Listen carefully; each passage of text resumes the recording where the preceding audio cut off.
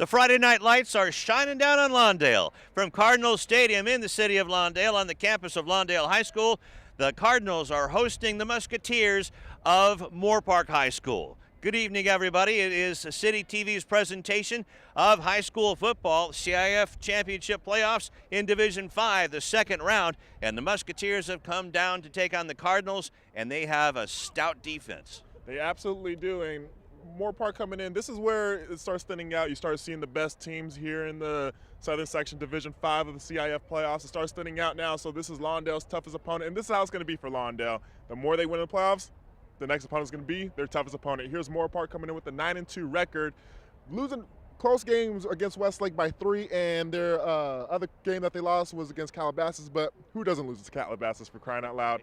Moorpark, they're going to go ahead and bring it, though. They do have a young quarterback, so I expect them to go ahead and deliver running the ball a little bit more. All right, but before we introduce you to our crew that's going to be reporting, let's go to last week's game and Tony Long. It's win or go home as the Lawndale Cardinals welcome the visiting Los Osos Grizzlies for a showdown in the first round of the CIF Southern Section Division 5 playoffs. Lawndale comes in as the Ocean League champions, finishing the regular season undefeated. Los Osos received an at-large bid, coming out the very tough baseline league, finishing with a 5-5 record. In Lawndale's first drive, running back Jordan Wilmer gets the ball, cut into the outside, past the defense, sprinting all the way for a 55-yard touchdown. The extra point makes it 7-0 Cardinals. Next Lawndale drive, quarterback Jalen Hamler fakes the handoff, rolls to his left, no defender in sight, in for the score. The score is 14-0 Lawndale at the end of the first quarter. Los Osos ball. Quarterback Brett Cabral goes to his right, connects with receiver Noah Bach in the end zone for the touchdown. Lawndale's drive. Hamler gets the snap, goes to the outside, rifles a cannon into the hands of receiver Anthony Williams III, cutting to the inside, breaking a tackle before being brought down 5 yards short of the touchdown. A few plays later, Hamler calls his own number, sneaking it in for the score. His second touchdown of the game, extending Lawndale's lead back to 14. Los Osos are looking to carry some momentum before the end of the half by going for it on fourth down. However, Cabral fails to connect, which results in a turnover on downs. Lawndale's offense continues into the second half, keeping Los Osos defense on their toes. As Hamler keeps the ball, cutting through the defense, in for his third rushing touchdown, completing the hat trick, adding to the lead 28-7. There's no quit for Los Osos, as linebacker Connor Helsius gets the ball, finding some real estate, sprinting past the last line of defense for the touchdown, trimming their deficit 28-14. In Lawndale's next drive, Hamler gets the shotgun snap, launches a rocket into the hands of Williams III, breaking tackles, plowing his way in for the touchdown, increasing their lead 35-14 at the end of 3. Los Osos are desperately trying to get back in the game by going for it on fourth down, but linebacker Terrence Simon Jr. stuffs the run, resulting in another turnover on downs for the Grizzlies. A few minutes later in the fourth, Cabral fakes the handoff, rolls to the outside, finds receiver Armani Bishop for the touchdown, keeping the Grizzlies' hopes alive, trailing 35-21. Los Osos look to keep erasing their deficit by going again on fourth down, as Cabral launches a rocket, but ends up in the hands of a leaping Cardinal defender, Mikel Esteen, instead. First turnover for the Grizzlies, but it proves to be costly. On the ensuing drive for Lawndale, Wilmore adds to the tally, pushing his way through for the touchdown, as the Cardinals survive and advance to the next round by a final score of 41-21. Tonight is special for me. It's for like my mentor, Norm Lacey, resting in peace. He's always told me about these rounds. I was fortunate enough to win a couple of CIF championships with him under his tutelage. And, first round is always the tough one. And it doesn't get easier. So I'm just glad we got out of round 1, and I'm looking forward to going to round 2. The Cardinals are looking to continue flying high in the CIF Southern Section playoffs when they battle the Moorpark Musketeers in the quarterfinals. This is Tony Long Jr. for Sports Corner. All right, thanks, Tony. And watching the sideline for Moorpark's Musketeers is Tolly Anderson. Tolly, we got a new head coach over there, and basically the Musketeers are just getting to know each other. They absolutely are. Ryan Husengay, the head coach, also was a quarterback for the Moorpark Musketeers, something to note. They are just excited to be here. I know that they're overwhelmed, but he did say that a lot of his success is by taking it one step at a time. I know last week's game, he also mentioned that that's where all the excitement and energy comes from, but this is when the game kind of slows down. You can see the talent on the field, and it's almost like the day after Christmas. All the emotions come down. All right, so Thanksgiving comes before Christmas. You're just like the ads on TV right now. But Darius, the Cardinals have that stout defense as well, and with the sophomore quarterback, you think that guys are going to be pinning their ears back and going for it? I'm pretty sure the young kids will be salivating at the fact that this kid is a sophomore. We got battle of quarterbacks, got Jalen Hamler being the most experienced quarterback here, so look for that to be pretty much the key part in this game here. But let's not kid ourselves. This is going to be a juggernaut of a fight, probably a low-scoring game. Sort of weird to say knowing that Jordan Wilmore is on the other side for Lawndale, but we'll see what Moorpark does. They are a pretty good-sized team. I think Los Osos, which was Lawndale's last opponent, is a bit bigger than they were, but they still have a good size, and they do have some speed on them. Speaking of Jordan Wilmore, Sebastian Spencer is going to be watching the Cardinals on this sideline. And Sebastian Wilmore has 31 touchdowns now and about 2,100 yards on the season. And he's going to be a senior next year. How do you think the Musketeers are going to handle that? Oh, well, they're definitely going to have their hands full with Jordan Wilmore. But the bigger part is you talk about other guys on that defense. This team is very big on defense, and that's a lot what Coach Travis talked about, is making sure they take care of the mistakes that they made last week on defense. We saw a Lawndale team last week who probably had their toughest challenge since they faced San Pedro.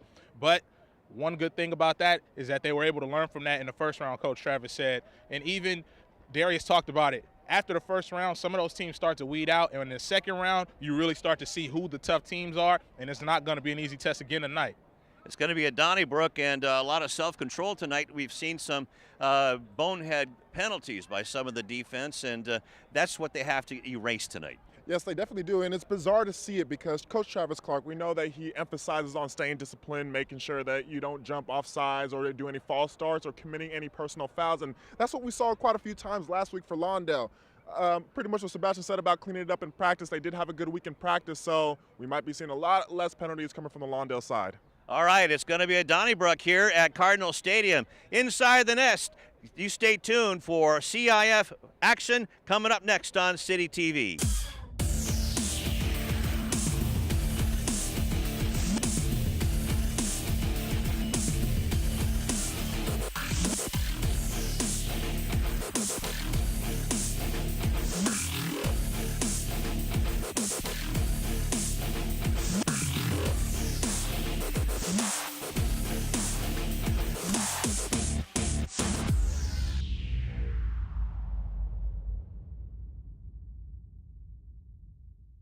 Hi, I'm Donnell Beverly from the University of Connecticut, home of the 2011 National Championship Yukon Huskies basketball team, and you're losing your Olympians. Beverly around the back, follow-away jumper, good, beautiful shot. It wasn't too long ago that I was playing basketball right here. I just want to thank him for having me here. I'm honored to play here. And the Huskies are the top dog in 2011. Winning the NCAA championship has always been a goal of mine, but so is getting a great education that will last me a lifetime. You can achieve your goals too. All you have to do is work hard and dream hard, and you can do anything you put your mind to.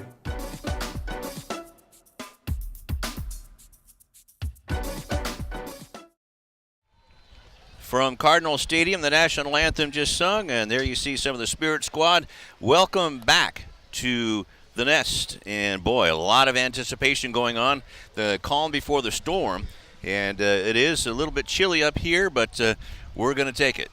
I think once this game gets started, both of our general rushes will begin, and here we go. Break a couple sweats here, Lou. Oops, got a little bit of breeze. Got papers flying up here. Yeah, no kidding. But the Camino League is where the Moorpark Musketeers come, and there are the Cardinals breaking through. And they are 11-0, ran the table in the Ocean Football League. The only other school in the Ocean League in the playoffs is Culver City, and they are at Coachella Valley. So that's, talk about a road trip. Could this be Lawndale's last home game? That's a pretty interesting question to ask there. Well, let's hope not. Well, actually, this is their second home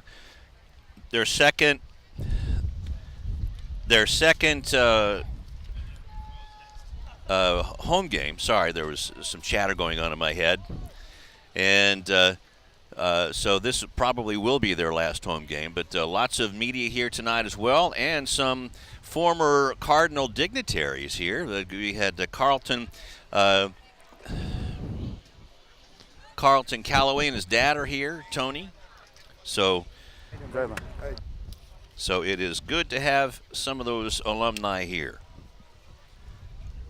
Always good, and that's what you'll see when Congratulations to both teams. go to the Welcome to coin toss Lawndale first High before we School. talk about it. Kenny James is going to be the umpire. He'll be in the middle of the field between the hashes. You're going to call heads or tails. It's your choice. What are you going to call? Heads. There's heads, there's tails. The call is heads. Heads is the call. It is heads. It's your choice. Defer. They want to defer. You're going to take the football. Yes, sir. Which way would you like to kick? Defend this goal, right? You're going to defend this goal. Backs over here. I have Moorpark winning the toss. They won the toss and have deferred Lawndale. They're going to receive at the scoreboard. Congratulations, both teams. Good luck tonight, gentlemen. So you see there, Moorpark won the toss, but they deferred to Lawndale, and so that's just kind of playing in their hands, because that's exactly what the Cardinals would have done anyway. It was deferred. Well, actually, they deferred it so they get the ball, so Moorpark gets the ball in the second half. So we're going to see how that works out for Lawndale tonight, as they will get the ball first. Just like what we talked about in the pregame about this perhaps being a defense juggernaut type of game, we had Moorpark shutting out their first-round opponent, Los Altos, last week 42-0. And while Lawndale, they gave up 21 to Los Osos. I think when it comes to level of competition, though, that sort of plays a factor, because Los Osos is a really, really good team from that good baseline league. Absolutely, and also I think a couple of the penalties played a part in allowing Los Osos to get a score or two.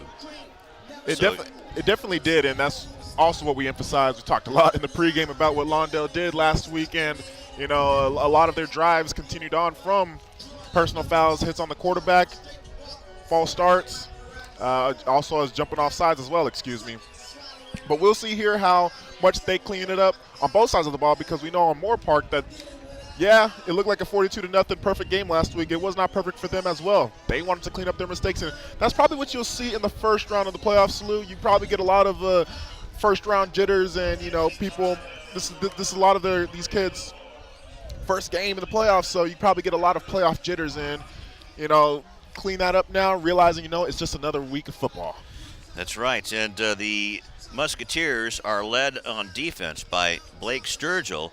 He has 35, Jeremy Harris. He's a senior, 6'1", 215-pounder, has 35 tackles and 3.5 sacks. So that sounds to me like a ferocious defensive end. It definitely does sound it, and last week, Los Osos defensive lineman, Connor Helsius, as well, disrupted that Lawndale's offensive line. So we can see here if that's a formula. Here comes a pooch kick. And it's fair caught at the 25-yard line. I believe that was Mikhail Esteen. Actually, no, that's Ryan Wells with the catch. And so that is where the Cardinals will start off in the first quarter. And the ball was kicked off by Carson Goodwin. Wow, kudos to him for not wearing any type of sweater or jacket, just wearing a regular polo T-shirt. In this weather, it feels like if you're going to wear a short sleeve shirt, you're going to have to be out there on the field playing, running back and forth, you know? That's right. So Jalen Hamler out of the shotgun. The lone back behind him is Wilmore. Fake, throws over the sideline, and it is in and out of the hands of Jonathan Blackman. That would have been a first down. Definitely would have been a first down. And Jonathan Blackman, actually, he did drop also a pass last week from Jalen Hamler.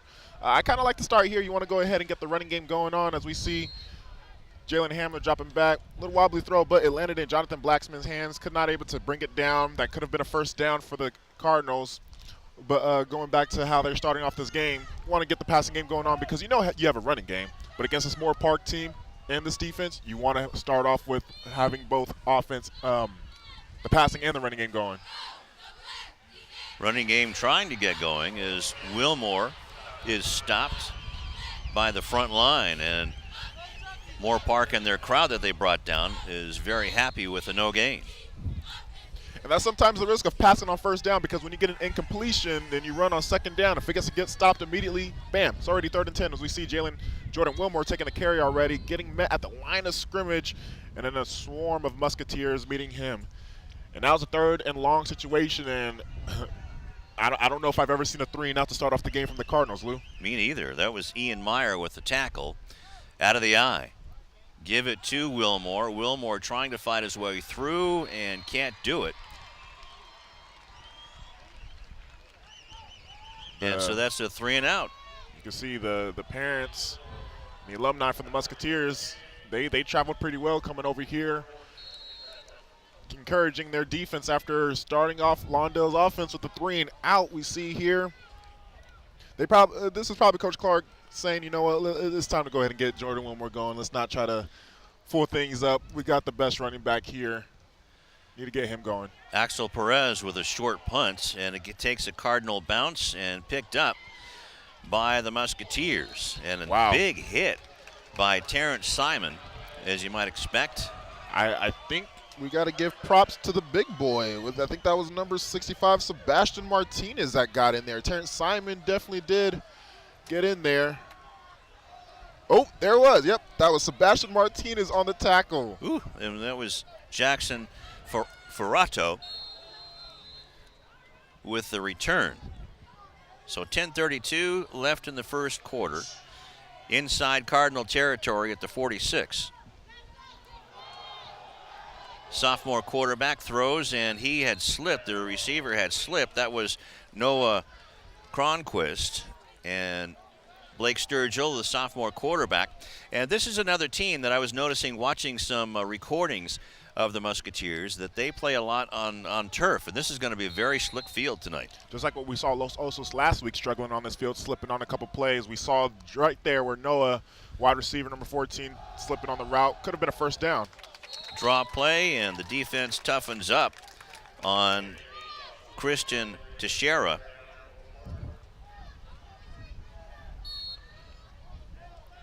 So a 1-yard gain. It's going to be 3rd down and 9. Well, Moorpark's defense is physical, just as about Lawndale as well. Lawndale with that physical defense, and look at Nate Davis coming in there, hitting him at the line of scrimmage, only gaining a couple yards. And now Lawndale's defense has a chance to go ahead and start off with the 3-and-out, give Musketeers offense a 3-and-out. Sturgill back to pass, looks, and look out. Fahina just missed getting a sack, and that's a big completion. Down to the 20-yard line goes Cronquist. There's a penalty flag on the play, though, Lou. It was thrown at the line of scrimmage, and it could possibly be coming back, which it will be coming back. Holding. Offense, number 57. 10-yard penalty. Replay 3rd down. Costly penalty for the Musketeers, and we've seen it time after time throughout the year about teams committing a lot of penalties against Lawndale Cardinals, and against the Lawndale Cardinals, you cannot have any penalties, and this is right there another example. You had a first down, and this drive could have been perhaps, who knows, touchdown drive with that completion. There's a 25-yard gain that just got erased. Let's go ahead and talk about Blake Sturgill, though. He's only a sophomore, but he's 6'2", 220. That's why you saw where it was tough for, Naki Fahina to go ahead and bring him down. He's got thick legs, just looking at him right now. So that means he's sturdy up top, and now he throws it down a field and just over the head of the intended receiver, Cole Moses. So it's going to be 4th down and 20 for Moorpark. Costly penalty killing the drive, and that's a tough throw to make where you see the quarterback throwing on the opposite side as he is motioning with the rollout going towards the left. As for a right-hand quarterback, you see where he is motioning, trying to set his feet, the pass sails on him, and Cole Moses had the defense beat. But now Lawndale defense, kudos to the penalty now, give the Musketeers a 3-and-out. Jordan Wilmore is set to receive the high spiral punt as it hits inside the 15-yard line and goes out of bounds.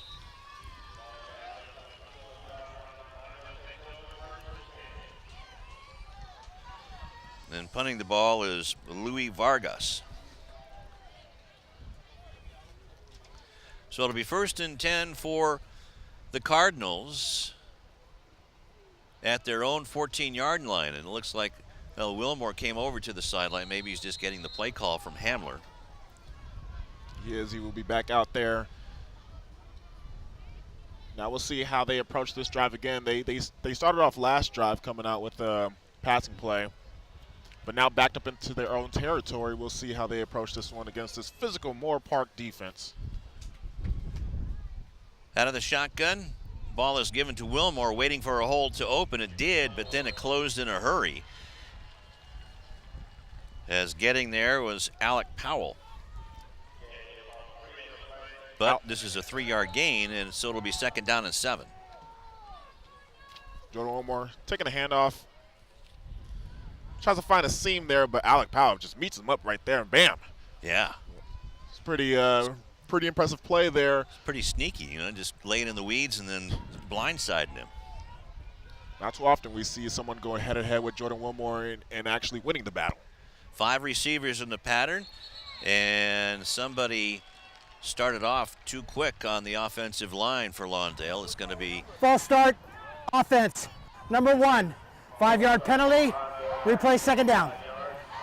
back to the 12-yard line. That was on Wilmore, so it'll be 2nd down and 12. Something Coach Clark is definitely not going to like. He definitely emphasized it last week about the amount of penalties that they're dealing with the false starts, encroachments, so on and so forth. And here they are getting a good gain on 1st down. 2nd and 7. That's what you want to start. You want to start the drive going forward. Now it's 2nd and 12. Now it feels like you just lost 2 yards on the first play. Yeah, Wilmore is the H-back on the right side. Hamler looking to the left, has to look out, gets out of trouble, and throws downfield and not catching the ball, but covered very well. I believe that's Jonathan Watson over there. So it's going to be 3rd and 12. It's great mobility to show from Jalen Hamler getting out of the pressure situation, but great coverage from Moorpark defense. We see here where the defense definitely got passed by the offensive line with ease, and Jalen Hamler throwing alongside and just covering like a blanket. Was that number 15 for, looked like it was number 15, Billy Westerling. Billy Westerling, he was just covering Jonathan Watson like a blanket. He's one of those kids that's very highly touted on this team. A lot of write-ups up in the Ventura County Star. So it's 3rd down and 12 and another penalty. False start, offense. Number 1, 5-yard penalty, replay 3rd down. Wow, so it's going to be 3rd and 17 as the ball goes all the way back to the 5-yard line. At this point, this is normally a drive where this is a play where you want to pretty much be conservative. But knowing Coach Clark, he wants it all. And you see here with an empty set, we'll see what he does. Hamler breaks stride, and he's going to try to get the 1st down on the run and gets back to the 20-yard line, but it's going to be short of the 1st down marker. So it's going to be 4th down and about 3 for Hamler and the Cardinals. Well executed play design there. Just too many yards to make up. They were just backed up too much. We see here, empty set. This was a design quarterback keeper in Jalen Hamler using his mobility, not able to get around that Moorpark defense. I believe once again, it was Alec Powell making the play there. So Alec Powell making 2 key tackles that drive. And watch out. Perez with a short punt. And that is going to give Moorpark a very, very short field at the 35-yard line. I don't know if that almost got tipped or either Perez had to really, really hurry it up because he had a defender coming at him right away. We see here where the ball was snapped. I'm not sure. Oh, yeah. Yeah. That was tipped. It looked like it was tipped because this is a very bizarre kick that we see from Perez. He does not kick it this short, trust me. So it had to be tipped at this point. And now Moorpark offense getting the ball in great field position. Let's see if they go for it on 1st down. No, they go for the draw play. Nice move by the running back. And again, that was Kristen Teixeira, and he gets 3 yards. So up to the 31-yard line. Lawndale's defense is quickly penetrating their line as the running back is already meeting them at the line of scrimmage. Fahina with the tackle and the slant. The intended receiver, Lancelotti, And the ball was knocked out by Joshua Pittman. Going for a quick slant there. Joshua Pittman read it quickly. What a way to go ahead and put his hand in there, interfere. And now it's a third and 7 situation, pretty much favoring Lawndale's defense, and this will definitely help them out big if they could just go ahead and force them to go 3 and out once again. Out of the shotgun. Everybody goes in the pattern, throw right down the middle, and it's caught. And into the end zone, touchdown Musketeers. Ball was caught by Drake London. And Drake is 6'4", 200 pounds. And that gives the Musketeers a 6-0 lead. I believe that's the first time we've ever seen that this year. Except at least at home anyway. What a great throw actually by Blake Sturgill. And you're right, Lou, this is actually pretty shocking to see, but this is what the playoffs are all about. You get the best of the best now coming in, and it's time for this Lawndale's defense to go ahead and toughen up. Blake Sturgill, though, with the extra point being good, Blake Sturgill had actually sat in the pocket pretty comfortably, which most quarterbacks against the Lawndale defensive line, they're not really comfortable. We see here, he's taking a snap, and look at him, sitting there in the pocket comfortably, reading his receivers, finding Drake London, and I tell you what, I'm 6'5", I was out there on the field, I thought that he was taller than me, but he is 6'4", and he's only a junior, so he's got a couple more inches to grow, Lou. Yeah, he's the real deal there. Yeah, Drake is just a junior, so he'll be back for Coach Huizinga. So 31-yard touchdown pass from Sturgill to London. Sturgill, some pretty good size for only a sophomore. 6'2", 220, and out there looking like if he was pretty much on his way to a university next year with that touchdown pass and that drive. So that's, they cashed in on the tipped punt on the short field. And a short kick again at the 10-yard line. That's fielded by Watson. Watson is hit, and now we got a flag on the field as well. And already some chippiness going on out there. Number 21, Julian Calderon, starting to push and shove some of the Cardinals around. But let's see what the During the call is. return, face mask, number 22 of the kicking team. 5-yard penalty added to the end of the run. 1st and 10.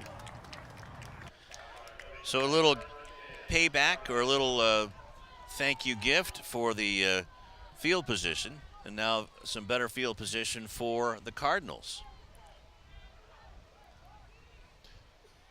Definitely a lot more comfortable than they were last drive, and obviously nowhere near has got the benefit from what the Musketeers offense got on their last drive, being at the 35-yard line of the Cardinals. Hamler gives it to Wilmore, Wow. and he is busted down by Jeremy Harris, the place kicker. So that's a loss on the play. Wow, 6 yards.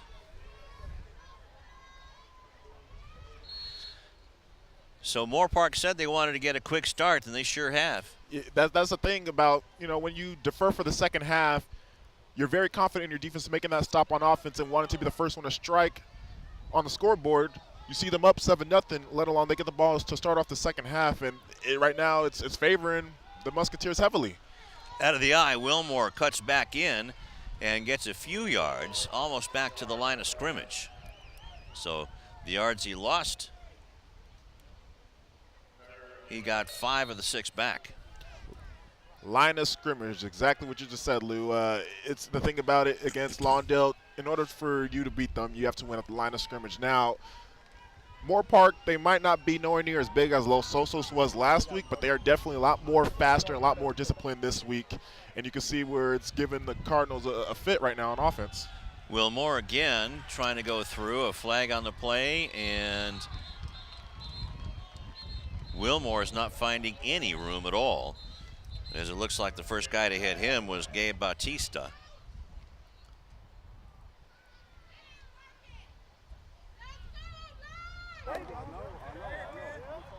Holding. Offense, number 68. That penalty has declined. 4th down. Smart to decline the penalty since it's going to be 4th down, but my goodness here. We have 3 straight carries from Jordan Wilmore going for -1 yards on there, Lou, for that drive. Lawndale, you can see where their offensive line, once Jordan Wilmore is getting the carry, he's being met at the line of scrimmage. Immediately, they're getting pushed back.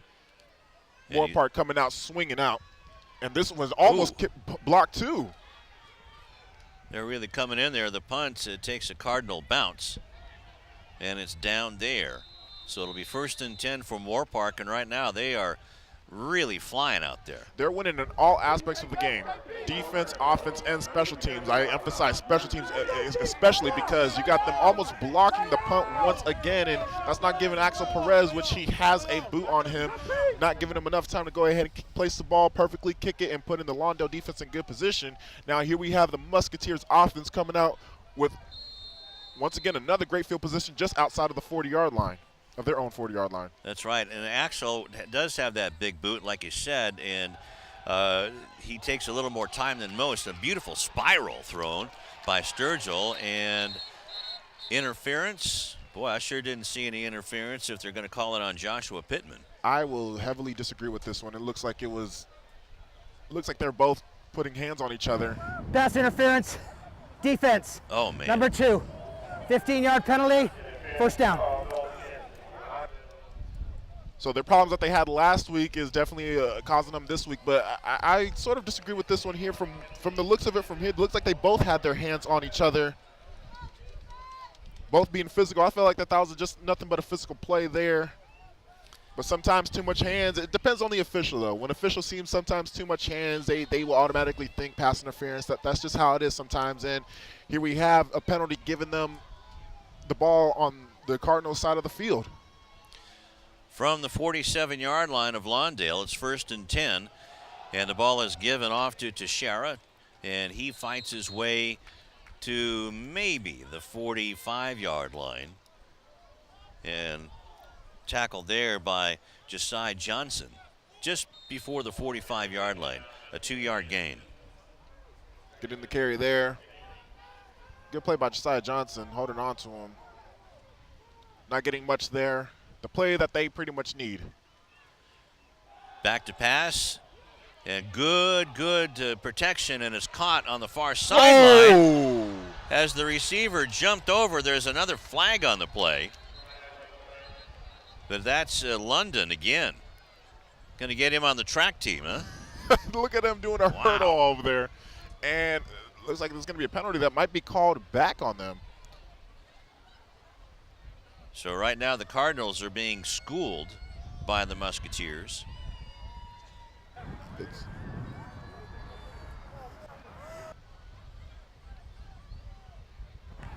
Hurdling, offense. What? But after the catch, 15-yard penalty. Hurdling? Replay 2nd down. He got a penalty for hurdling? I have never heard that. I guess it's a rule in high school football. I mean, all he did was just avoid the tackle. We see Blake Sturgill making a nice throw there. I mean, what is he supposed to do? He broke the tackle. And he got more yards. McKeel Esting. That was McKeel Esting there. Oh, man. This is unfortunately this is going to take back a great play right here. What we saw from Drake London. That's a rule here in high school that they, I guess, emphasize there. I never knew that. So it was from the foul. It must be because it's right back at the 45-yard line. So it's 2nd down. Oops. Now they're going to call a offside on Johnson.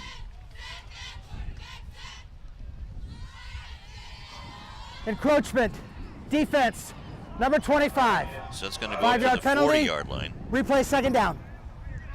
That's the Cardinals' 4th penalty already here in the 1st quarter. Let's not kid ourselves. Musketeers also got themselves 3 penalties as well. That bizarre hurdle penalty, I guess, something I never heard of. No. But here it is now. Cardinals giving them more yards, and they almost jumped once again. 2nd down at about 3. Ball is handed off to Teixeira, goes around the left and headed down the sideline. Breaks another tackle, trying to get by Simon, and is finally knocked down. But not before a big run by Teixeira. I think they marked him out of bounds a little bit earlier. and that's what they are doing. Nobody's really moving down the field. He did definitely get the first down. Then there a holding penalty as well against the Musketeers. So no wonder he got all those yards. Has to be. This ain't the Cardinals defense that is used. The No. only way that they can get those yards if they hold. That's from the line of scrim. Well, no, it must have been from the 35-yard line because it goes, or the 36, because it goes back to the 36-yard line. Or excuse me, the 46-yard line. So you got 4 penalties on each side of the ball. You got 4 penalties on Moorpark and 4 penalties on Lawndale. Both of them, which they definitely wanted to emphasize cleaning up their act from last week, but it's still biting them this week. Sturgill throws it low and outside to his intended receiver, Cole Moses, so it'll be 4th down and 9. I think it'll be 3rd and 8, actually. 3rd? Yeah, okay. 3rd. There's been so many plays right now that's been called back that I'm running out of, I had to take off my socks here, and it's cold. Count my toes there. So, penalty definitely is benefiting Lawndale. This defense is looking to go ahead and perhaps send out the punting unit. Sturgill back to pass, throws it over the middle. It's caught. 1st down if there's no flags. And herded out of bounds by Stanley Livingstone is London. Drake London taking over the game so far. And got to give credit to Blake Sturgill as well, sitting comfortably in the pocket. We got to credit also the big boys from the Moorpark offensive line, because this front 4 from Lawndale, they eat quarterbacks for breakfast. And the fact that Blake Sturgill, who is only a sophomore in there, sitting there comfortably, is making these throws is phenomenal. Teixeira, and a great defensive play by Terrence Simon Jr. Teixeira might have been in the end zone. There's going to be another penalty flag on the play. 5-yard penalty. Replay, 1st down.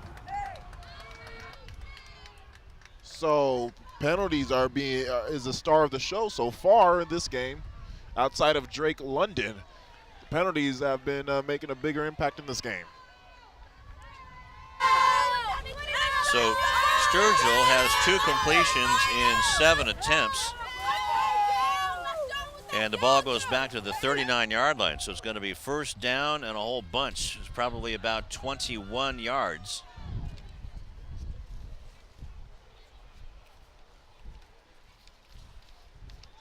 Okay. Man in motion. And Sturgill completes the pass over the far sideline inside of Cardinal territory to Lancelotti. But it's going to be 3rd down and about 15. It'll be 2nd and 15, as a matter of fact, Lou. So many plays. I understand, Lou. I understand. There's been a lot of plays that's been called back, and I'm not sure how many 2nd and 3rd downs that's been called this drive. But a good safe play there that put them in a very comfortable position, and hopefully they can get more yards here, and Lawndale can stop them, actually. Teixeira gets out of a tackle from Pinkston, but there's Bishop, Fahina, and company along with Esteen to make the stop. Now it's 3rd down after a 2-yard gain. And a swarm defense from Lawndale. First time we've seen it tonight. But good effort there from Christian Teixeira. Shedding a couple tackles there, but can't break the whole entire defense. So now it's 3rd and long. And right now it's in good position for the Cardinals defense, and they got to execute this right here.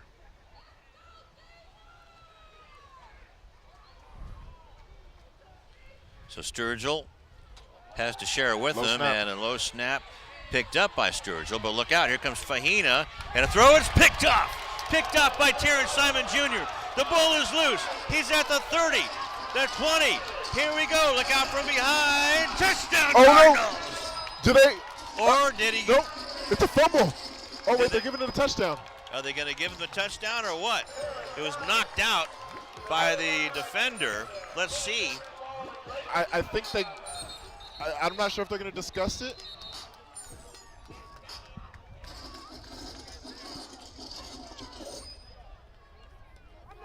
Jeff Klein is about to make the call right now. After the touchdown, Sideline warning. Lawndale. So it's a Their touchdown. first of the half. So it is a touchdown. So if we got a replay of that, ladies and gentlemen, we can watch the defender. But let's get Alex Perez first. I guess not. Here's the replay, but Alex Perez is getting ready for the PAT. Sophomore mistake. A sophomore mistake from Blake Sturgill. And we'll watch that replay after the PAT attempt. This is a huge attempt to tie the game up. Perez out of the hold of Cobbin. And Martinez snaps the ball, and this one's high, true, and through. 2:38 left to go in the first quarter, and what a game we got here. 7-7 in the CIF playoffs in Division 5. Might be some controversy there. We got to go back to that Terrence Simon interception. They ruled this as a touchdown, but we see Blake Sturgill low snap there, sort of disrupt the play. Blake was on his way to the ground, making an ill-advised pass.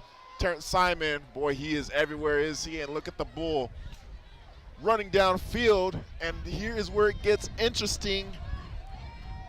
Oh, he was not in. Lawndale catches a big break. That was Christian Lancelotti, and Terrence Simon Jr. is lucky, just like Leon Lett back in the Super Bowl.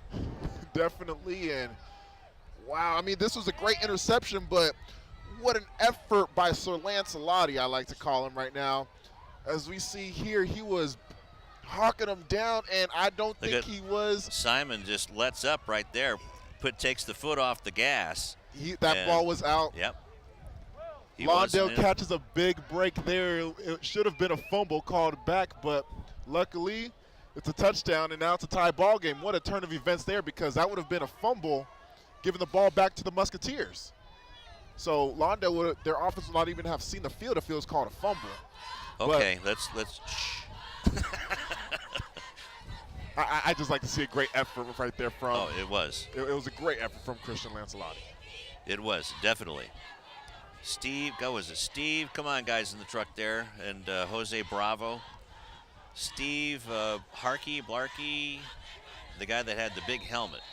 Now we got another penalty flag after the kickoff by Perez.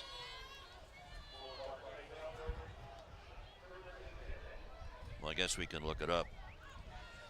But the Buffalo Bills in the last Super Bowl that was played at the Rose Bowl, Leon Lett of the Dallas Cowboys picked up a fumble, went into the end zone, did the same thing that Terrence Simon did, and a Buffalo Bill, Steve Tasker, thank you, Mike. Steve Tasker came running up just like Lancelotti did and knocked the ball out. So I don't even think you were born yet. That was like 1993 or 94. Feels around 93. That's right. Michael Jackson did the halftime show. Ball almost fumbled by Teixeira. And a good defensive play, swarming defense, led by Nathaniel Davis.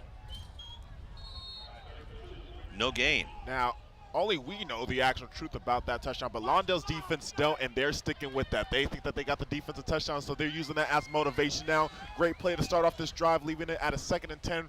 Nate Davis, only a junior. We have another year of him already making a couple impact in this game. Sturgill again with a low snap, and the back judge throws a flag. Drake London was the intended receiver. Okay. Pass interference, defense number 25. 15-yard penalty. The result is a first down.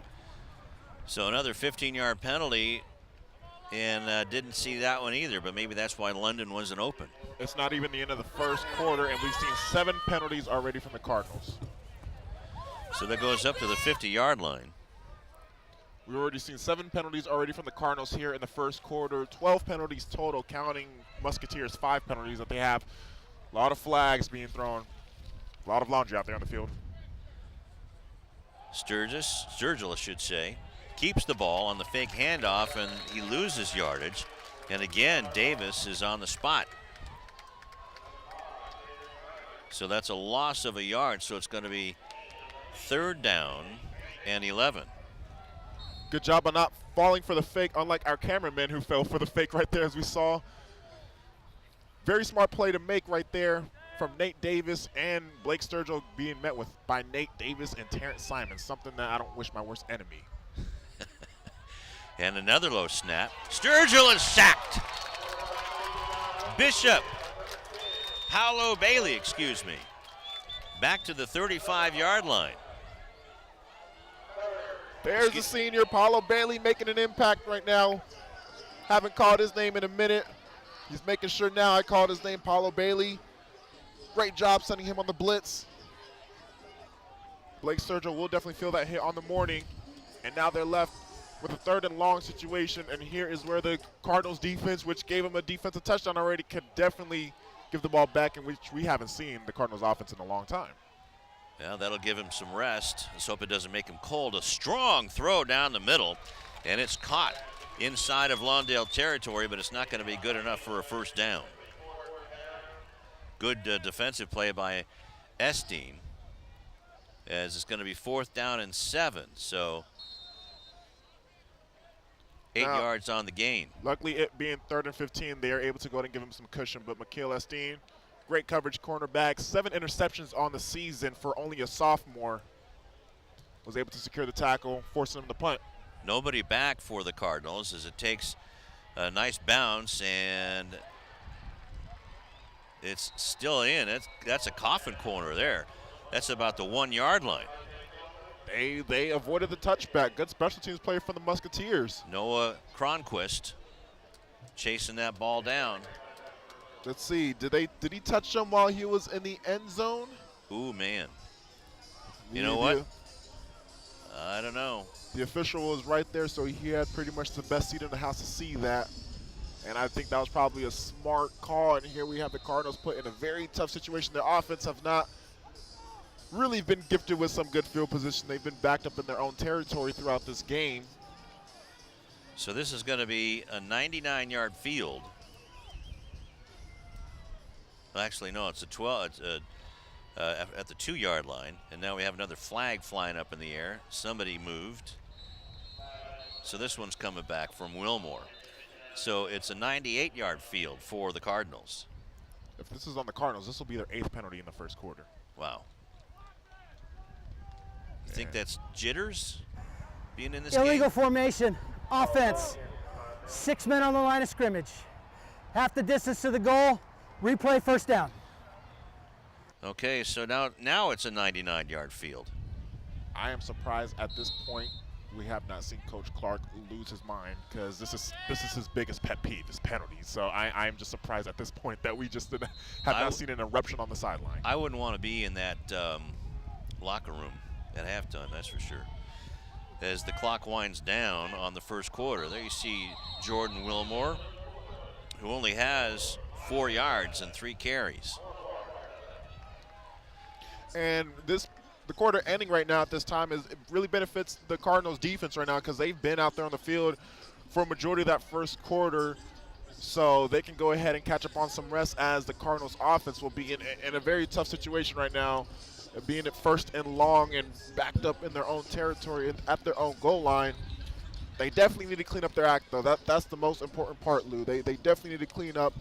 Gotta be disciplined. That was 8 penalties in the 1st quarter alone. Man, that's not good, to say the least, but been impressed by Moorpark, that's for sure. And let's see if we can hear what Coach T is saying. I'm pretty sure he is saying the obvious, Let's be smart. He's being calm. He's trying to be a calming influence on the field instead of jacking them up, which is probably, he probably knows that the Cardinals, this is their biggest game ever. This absolutely is, and that's also that's the making of a good coach. When they're facing some adversity, things are not going their way. You don't want to see your coach to go ahead and be the first one to lose it. He's going to be the one that's going to go ahead and gather his troops here, and we'll see how they're going to go ahead and come out and try to put together a 99-yard drive. Jalen Hamler Throwing it long, has a man open, and it's caught. Caught by Joshua Pittman. Ball popped but out at the now end. they're saying no catch. Man, that would have been a 40-yard gain if Pittman could have come down with that. But he had to come back for it. That was a tough ball to catch. It was definitely a tough ball to catch, but it was a phenomenal throw from Jalen Hamler, and the senior Josh Pittman unable to bring it down. We see Jalen Hamler stepping up, making a throw. He had both hands on it. But a last-second defensive play by Moorpark and Joaquin Sandoval. So these guys are good on defense. Got to give credit to Joaquin Sandoval for not giving up on the play. Hamler gives it to Wilmore, trying to find a hole. It was there for a second, but I tell you what, those linebackers are something else. Isaiah Hogan was there along with Jeremy Harris. So a gain of 2 yards. That's a fast defense that we're seeing out there. They might not be bigger than Lawndale at the line of scrimmage, but they are fast, and sometimes speed can go ahead and be the advantage when it comes to a football game. And we know Lawndale, they're big and fast. So this is actually pretty surprising to see here, being stopped at the line of scrimmage immediately. And they need to get this first down here. It'll be interesting to see what the adjustments can be made to take those linebackers out on this 3-4 defense. Hamler back to pass. Looking for a receiver now, just trying to get out of trouble. And it's going to be 4th down and long. No one getting open down the field, and that's what we call a coverage sack right there. Jalen Hamler had time in the pocket, couldn't find nobody. And to avoid disaster, he steps up in the pocket, as we see here, not finding anybody. So to avoid disaster from it possibly being a safety, runs up, gets a couple yards on the play, but unfortunately they're going to have to punt the ball. Ian Meyer with the tackle, so Perez in the back of his own end zone. And this one is blocked. That's a safety. That's going to be a safety. Well, you know what? Considering where the ball may have been marked at about the 50 or 40-yard line, that's probably not a bad thing. So 2 points now for the Musketeers, so it's 9-7. This is something that they have to go ahead and fix right now because, yeah, they were not in a good position being backed up in their own territory, but they've been close to blocking it throughout the first couple punts that we've seen. And at this point now, where they're backed up in their own territory, Axel Perez did not have a lot of ground to go ahead and cover, so it was a matter of time. They definitely got the Cardinals have to clean this up right now. Great block, though, by Alec Powell from the Musketeers there, giving them a special team score. So it's 9-7, and now the offense is going to get the ball back for the Musketeers. But hopefully it's going to be a little bit further back than it would have been.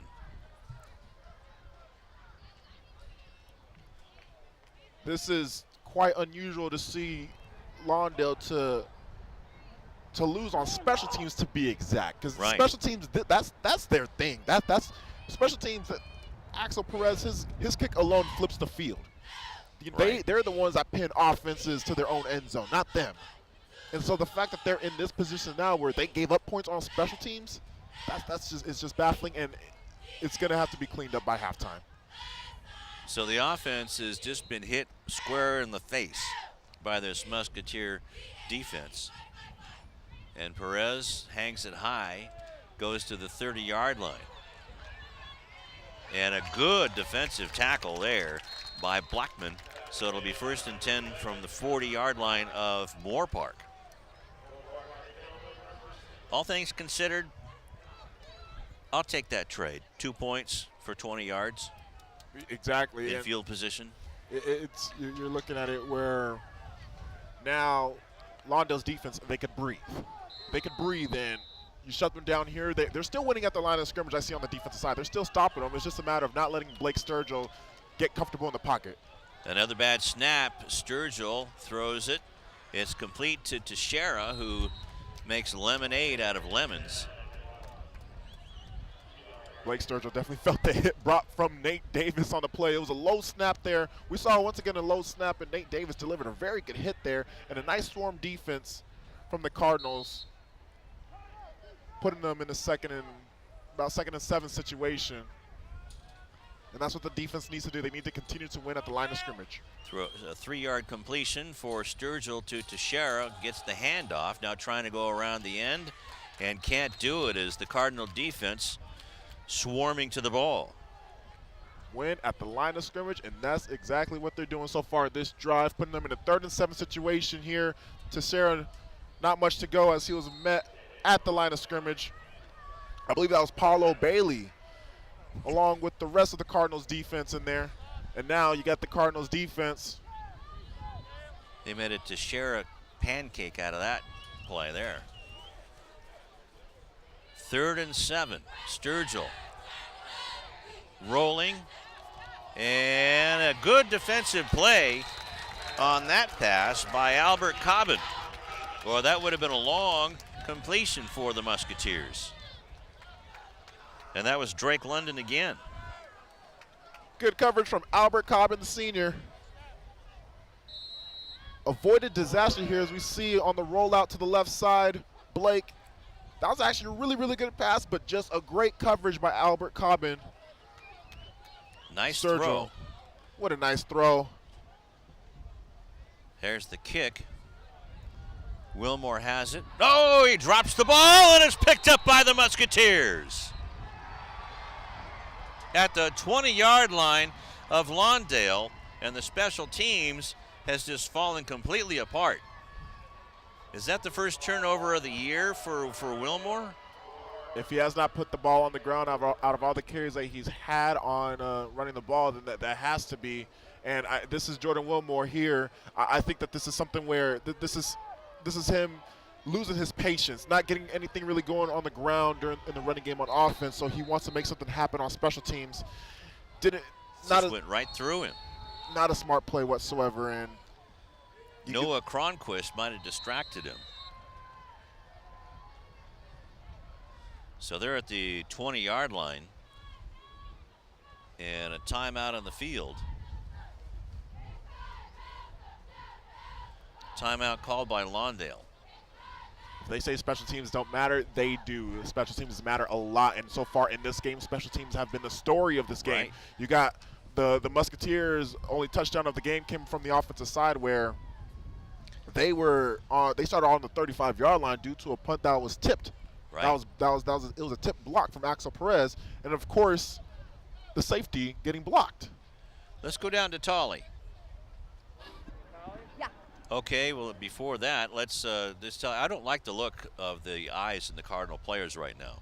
It is not really good. They're not encouraging. But let's go down to Tolley. Maybe she can encourage us. Thanks, Lou. I have to say, Blake Sturgill, the quarterback on Moorpark, is unbelievable. It's like he's throwing darts. Like I said in the opening show, it is the day after any holiday, you seem to calm down, and he seems so calm out there. He is fearless, and the team is just relentless on the sideline. As I was walking up and down, I heard the players just keep saying, one play at a time, one play at a time. Let's see how they do. So the muff punt puts the Musketeers at the 20-yard line of the Cardinals, and this is a reverse pass, and it is caught and juggled around, almost intercepted. But Drake London with the pass there on the hook and ladder. But a good defensive play by Cobbin. Some trickery there from the Musketeers, but Albert Cobbin making once again a really good play with the pass deflection. The receiver not really able to go ahead and get himself set on the ground, and Drake London, not only he's doing it, catching the ball, he's also showing his quarterback ability. But Albert Cobbin there, making it real uneasy for them to execute that play. Sturgill out of the shotgun, and the pass is a bust there. But it was caught, a completion by Lancelotti, but a loss on the play of 3 yards. Sturgill with a quick wide receiver screen there. Cardinals not falling for it whatsoever. Defense right now bailing out the Cardinals, because at this point, any other team, I feel like they would be down significantly against this Moorpark team. But this Cardinals defense, they've been holding their own, and they're just absolutely phenomenal out there. And it's forcing the Musketeers to go ahead and call timeout on offense despite having great field position. That's right. On 3rd down and 13, 3rd down and 12, I was just trying to keep an eye on where Drake London, number 2, is going to be lining up. That's someone you want to definitely circle every play, see where he's going to be at, because he's been making the big plays for the Musketeers. Especially right now when they have a chance to open up a lead with a touchdown. Expanding it to a 2-score game. Possibly with this Cardinals defense right now playing relentlessly out there. This drive started exactly where it's at the 20-yard line, and they forced the Musketeers to lose a couple yards this possession. And you got to think, if you're a Musketeer, you know, on the stands, sitting there on the stands, you're thinking, oh boy, here we have the ball in great field position, but they're met with this Lawndale Cardinals defense, and right now forcing them to call a timeout on offense, and this will be a big, big break for the Cardinals. Huge play. Could be the play of the year for the Cardinal defense. Drake London is down to the bottom of your screen, being watched by Mikael Esteen. Man coverage for Lawndale. Man in motion for the Musketeers. Sturgill looking down towards the left, throws to the left of the corner, and throws it out of bounds. He might have got a little bit of help, Sturgill did, going down to the ground by Terrence Simon Jr. Imagine that. He's definitely been a big contributor this game. Terrence Simon making hits all over the place and giving Lawndale their only touchdown of the game. It seems like that's something that they want to favor. The Musketeers, they favor is rolling it, Blake Sturgill out on the left-hand side. It's 4th down, and they're going for it. London again, being watched by Esteen from under center. Sturgill going to the right side and overthrows his man, and Lawndale holds on, and they take over on downs. What a big break, absolute huge break from the Lawndale Cardinals after it could have been disastrous. You got Jordan Wilmore muffing the punt, and their defense bailing them out. Blake Sturgill was just blanketed right there. There was really nobody open, so Blake just threw it and threw up a prayer hoping, hey, someone could go ahead and come down and extend this drive. What an absolute phenomenal effort from the Lawndale defense, and got to give credit to Coach Clark right there. He's keeping his calm, keeping his composure, and making sure his defense keeps us in this game. So now the offense has to do its part, along with Sione Tai, the right tackle. Hamler back to pass, everybody's in, and Hamler sees nobody around, so he takes off. Hamler with the biggest gain of the night gets all the way up to about the 35-yard line. Jalen Hamler hasn't been able to do it with his arm, but he's 0 for 3 passing. But his legs. This is what they call a dual threat as a quarterback. If it's not the arm that's working, it's his legs, and we see here where the legs took over that play, getting them the 1st down. And that is their best play of the night, giving them in very good field position. And let's see if this Cardinal offense can get going now. He has a 15-yard run and a 12-yard run. Everybody's in the pattern again. Look out, Hamler's going to have to take off again, and he can do it. Hamler heading to the far sideline, another 1st down as he trots out of bounds at about the 46-yard line. Jalen Hamler, the player of the game last week, well, he's making his case right now this week so far. He does not want to go home. This perhaps could be his last game for him being a senior. He does not want this to be his last game. We see here extending the drive, avoiding disaster, avoiding the sack. 1st down for the Cardinals, and their offense is moving. And that tells you that this pro-style spread offense is spreading out the Musketeers and giving Hamler room to run because the coverage is so good downfield. The Musketeers defense have been phenomenal on the coverage side, but they're losing containment on the quarterback, and we see what they can do following up after the 1st down run. Wilmore is the lone back, gets the handoff, and still no running room, loses yardage again. Just a mob of Musketeers met Wilmore at the line of scrimmage. Right now, on both sides of the ball, both Musketeers defensive line and both Lawndale defensive line, they're winning at the line of scrimmage. And it's just a matter of which offense can really get that big break right here. And now, yes, Moorpark, their offense was moving well. They really benefited from having only 35 yards to go from their touchdown drive. Right. And we see right now for Moorpark, their defense have not allowed a touchdown. Lawndale's defense was the one that scored. So it's really a matter of which offense can really get going right now. And the Cardinals go back to the spread. Hamler has a big hole on this side, but throws it down the middle, and it's caught by Wilmore inside of Moorpark territory at their 45-yard line. So it's going to be 3rd down and about 2. Big completion there, Jordan Wilmore. If the running game's not going for Jordan Wilmore, hey, he'll show you that I could also do it through the air. Go ahead and throw me the ball if I can't run it. A 9-yard completion. That's the first completion for Hamler.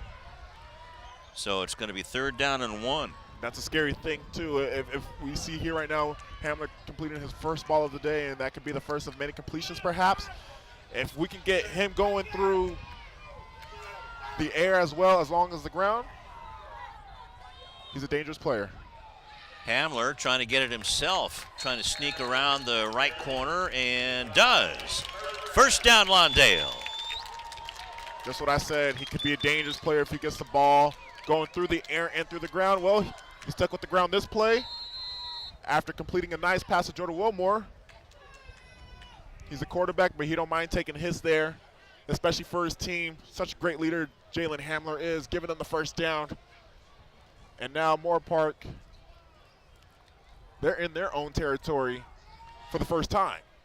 Offensive line led by Damian Gutierrez at center. Over on the left tackle is Robert Crufafita. Hamler back to pass. Good block by Wilmore. And a man open downfield. No, just out of the hands of Blackman. But I'll tell you, what a block Jordan Wilmore put on the defender coming in to give Hamler a little bit more time. It was a great block, definitely, indeed, from Jordan Wilmore. Unfortunately, Jonathan Blackman couldn't follow up that great block from Jordan Wilmore. He had it in his hands. Jonathan Blackman, a couple drops last week, had one earlier, the first play of the game, as a matter of fact, and then another drop here. Well, Billy Westerling is 6 feet forward. He got in front of him, so that could have had something to do with it too. So spread offense again. Hamler trying to get away, throws the ball, and just out of bounds. And this is going to be a pass interference. And again, Hamler wreaking havoc on the defense. Hamler extending the plays with his legs. Great feet that he has. Pass interference. Defense, number 3. 15-yard penalty. The results are 1st down. Jeremy Harris, the leading defender for the Musketeers, commits the penalty. You see Jalen Hamler. Oh, yeah. Wilmore was tackled. Extending the play using his feet there. Showing some strength, Garrett Wilder. So this is a big penalty down to the 28-yard line. What a costly penalty that was now. And now the Cardinals, dare I say that they might be in Axel Perez field goal range? I would say so. As Simon, now they're going to give up 5 yards. Terrence Simon Jr. was the fullback. Offense, Actually, number he was 2. the tailback. 5-yard penalty. Replay 1st down. Joshua Pittman started too soon. Boy, they were anxious. So this is going to go all the way back to the 34-yard line. They're doing well when it came to the penalties, as back-to-back penalties that we've seen so far this drive, and they had no penalties called this quarter compared to their 12 total penalties that they had last quarter. Give it to Simon. Simon trying to soften up that defensive line, and he just kind of bulls right through. Hey, you know what? If I ever need some cinder blocks knocked down, I'm going to hire him. No one's been able to get through that defensive line, and all he does is just go whoop right down to the 20-yard line, or the 30-yard line. If you need that extra 2, 3, 4 yards, if you need the dirty yards, I like to call them the short yard gains, then you give it to that bowling ball. I call him a mini Bettis, a mini Jerome Bettis, because the way he runs is like a Jerome Bettis. He'll give you yards He's taller than Jerome Bettis. Hamler out of the shotgun. And look out, a blitzing linebacker gets him. That's Jeremy Harris. And that's a big loss. Huge loss. Great call to call on the blitz. So we see Jeremy Harris flying in. Terrence Simon wasn't able to go ahead and block him whatsoever. Jeremy Harris coming in untouched. Sacking Jalen Hamler. And Hamler, who's been running away from defenders the whole entire night, couldn't be able to go ahead and escape there.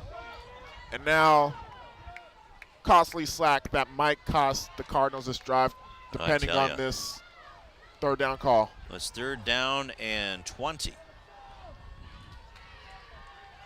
Everybody is in the pattern. Hamler is grabbed and wrestled out of bounds. So another blitz. And that was Cameron Beaver.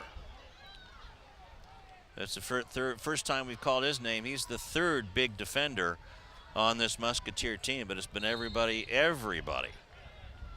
So it's going to be 4th down, and this is going to take you out of field goal range too. We were just talking about Axel Perez, and perhaps this was in his field goal range, but back-to-back loss of yardage on these plays took him out of Axel Perez's range. But he has a chance to go ahead and pin the Musketeers in their own territory. Sandoval is the intended receiver, but it goes out of bounds.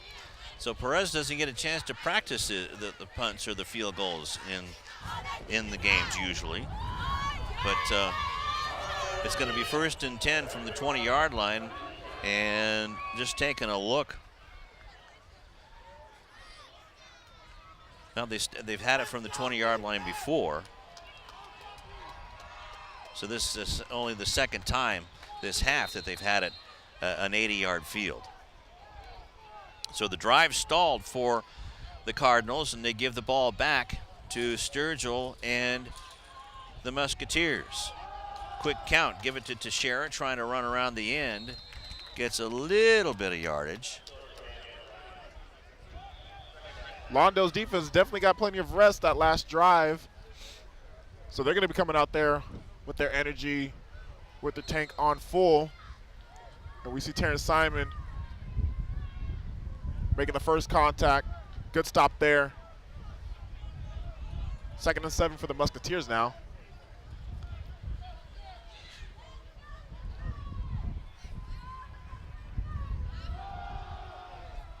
So Teixeira, this is the best run of the night for the Musketeers, and that's going to be a 1st down.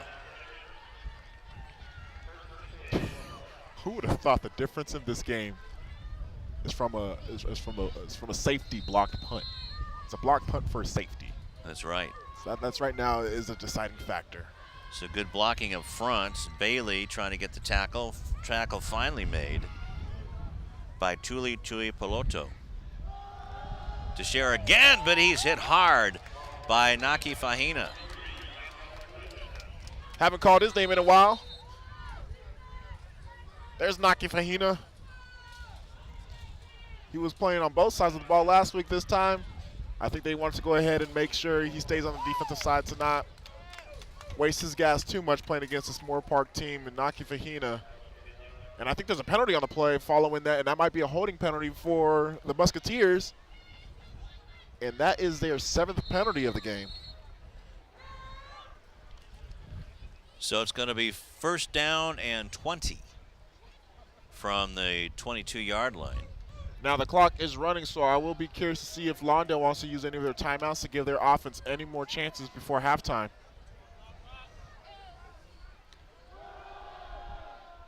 So Teixeira again with the run, but now, boy, what swarming defense by the Cardinals. I was almost going to go ahead and wonder. I almost wonder if he was going to run out of bounds first, but Terrence Simon kept him from doing that. He did. Lawndale's defense prevented him from going out of bounds. So a 2-yard gain up to the 24 by Teixeira on his 12th carry. I think right now both Both teams are waiting for halftime, not really an urgency from either side of the ball. And Lawndale not really calling timeouts to give their offense one more chance, and Moorpark not really hurrying to the line of scrimmage as well. Teixeira. And a good disruption by Paolo Bailey on Teixeira. Slowed him down good enough so his friends could catch up. So it's 3rd down and about 14. This is going to go to halftime. They're going to go ahead and let it go to halftime right now. Yeah, they're going to lick their wounds, it looks like. And big part is that the Musketeers, they get the ball to start off the second half. That's right. So you got Lawndale's defense, got to go ahead and prep up to make a big stop. But a big, the stalled drive on the last drive by the Cardinals as the half comes to an end. That was big. We're going to watch that one. We're going to keep our eye on that one because it started off on their own 23-yard line. It went all the way to the 37-yard line, actually down to the 28-yard line of the Musketeers. But a couple of penalties and the sacks, and that spelled doom for that drive, and even took Axel Perez out of field goal range. Might have been the biggest drive of the game so far, and the sack that was delivered from, I believe, Jeremy Harris was huge. All right, let's go down to Sebastian. Thanks a lot, guys. I'm here with Coach Clark. Coach, down 7-9 in that first half. What did you see from your team that you want to correct in the second half? I mean, we did everything we could to give them the game, and thank goodness we're only down 2 points. We made a lot of mistakes. Obviously the kids got to settle down, understand that this is a playoff game. They're really motivated and excited. That's a good football team over there. I'm real proud of my kids. I think they're hanging in there. They're slugging away. I think we had a good red zone stance there right there to keep them out of the end zone, to get out of hand. So we're going to come out second half. We're going to come out swinging. And I see you talking to your DBs and a lot of those guys yelling at them when they get off the field, letting them know what they need to be doing. What are you telling them to try to get them in this game? I just want them to compete. I want them to compete against this passing game, make sure they keep it in front of them. I don't give up an easy big play. Just compete, tackle the guy when he catches it, and continue to do what we're doing right now in terms of what we're doing defensively. Defensively, we're doing fine. We did great things out there. We got to get it going offensively. All right. Good luck in the second half, Coach. Thank you. I appreciate it. No problem. All right, back to you guys. That's Coach Travis Clark. Thank you very much, Sebastian. Looking very snazzy tonight. And Travis Clark, did you see how calm he was? He was very calm, and that's exactly what you want to see from a head coach, especially with their team facing adversity. You got the Cardinals. They've pretty much, for the most part, other than the San Pedro game, they've had it easy throughout the whole entire year. This is their toughest test yet. This is their best opponent that they face, and this is what's going to happen in the playoffs. Being down 9-7, he's not going to be the one that's going to go ahead and lose it. He's going to want to gather his troops, correct their mistakes at halftime, and exactly what he said. We're giving them the game right now, and you can see that's what they're doing. Just like what we saw last week, they're playing very undisciplined. They've had around 9 penalties, almost 10 penalties in the first half alone. Sometimes they just do that the whole entire game. Yeah, well, you talk about the San Pedro game. That was way back on September 22nd when they were down and came back to beat San Pedro 35-26 with a 21-point fourth quarter. So this team does know how to come back. It's just been so long. They just have to remember that now. And I'm sure that they're going to be reminded in the locker room. They definitely will. And Lawndale's defense has been playing actually phenomenal. They've been playing lights out. And exactly what Coach Clark says, they need to get the offense going. They need to get Jalen Hamler. Jalen Hamler, he started getting going a little bit. We would like to see him use more of his arm as well. His legs is fine. He's going to extend plays no matter what, whether the pressure is going to get to him or not. But we want to see him go ahead and connect with his receivers. He had Jonathan Blackman a couple times in.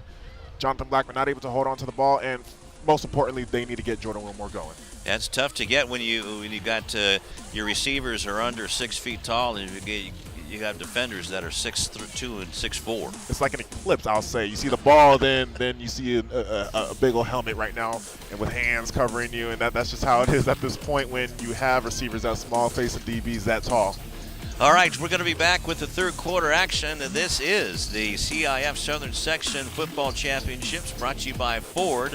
And boy, what a game we got going here. And we have a 9-7 game with the Musketeers leading the Cardinals in the second round of the Division V playoffs. We'll be back after this.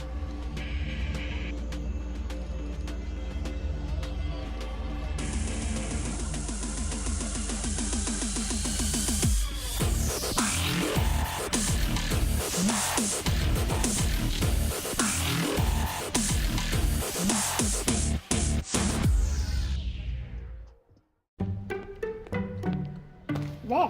Heard about the Scarecrow who won an award? He was outstanding in his field.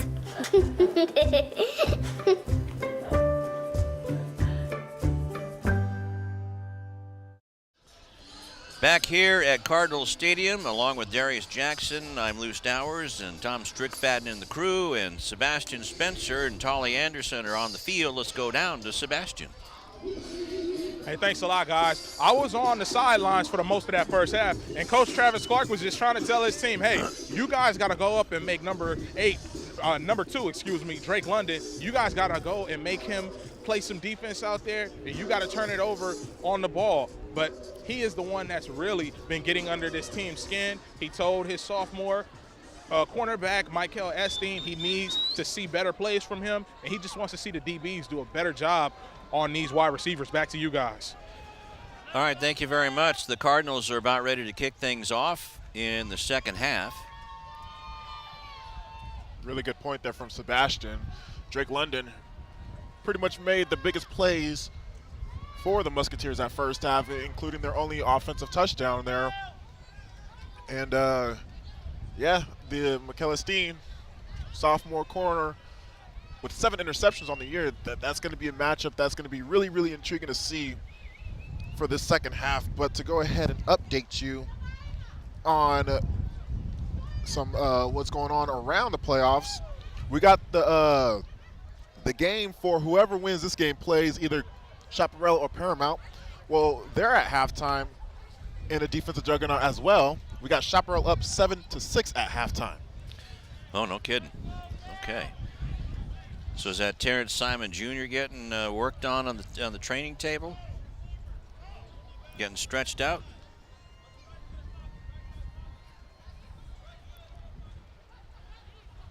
But now that we had some more time put on the clock, so that would have been something to hear in the locker room, that's for sure. I'm sure Coach Clark was not as calm and collected inside the locker room as he was talking to Sebastian right at halftime. So Teixeira, the running back for the Musketeers, 13 carries for 28 yards, and Sturgill 6 out of 14 for 67 yards and a touchdown. Something that we also want to see in the second half is to clean up on the penalties. There was 7 total penalties on the Musketeers as well as 9 total penalties on the Cardinals. That's 16 penalties combined, put together in just one half of football. So we would like to go ahead and see that drop significantly on both sides of the ball so we can see a clean football game from here on out.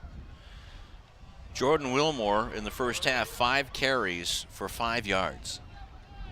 Wow. That is unheard of, Yeah. I'll say, especially when it comes to Jordan Wilmore. But you got to give credit to the Moorpark defense. That front 7, they're playing fast and ferocious, and they're swarming to Jordan Wilmore, being contacted as soon as he gets the ball. And that's Lawndale's bread and butter. This is why they have not scored a touchdown yet on the offensive side. They can't get number 1 going, and that's the key to success for Lawndale is just unleashing Jordan Wilmore. Moorpark definitely emphasized that throughout the week of practice, and right now they're executing it. So we'll see right now the second half unfolds. Buckle up your seatbelt, Lou. Yes, sir. Here comes Alex Perez, another pooch punt, and a fair catch called into the wind, and look out below. Is that going to be called a muff? There's a penalty flag, and the Cardinals are on the ball. He made contact with the returner prior to catching the ball, so that's going to be a kick catch interference, I believe. And we have an injured Cardinal out there on the field, and he is hurt pretty good. I'm not sure who is on the ground right now. Well, that was number 27. That was Jonathan Watson, but he was holding on to the ball. But yeah, we do have an injured Cardinal down there, that's for sure. Wonder if that was from the big collision that we saw. It has to be from the collision, because he shot out of there and did not get back up. But they are going to call a kick catch interference. And just to update you on some other stats, Jalen Hamler, 5 carries for 42 yards on the ground, 1 out of 5 passing for just 9 yards. And getting up off the turf is Josiah Johnson. It's good to see him shake it off and walk off. Kick catching interference on the kicking team. Number 27.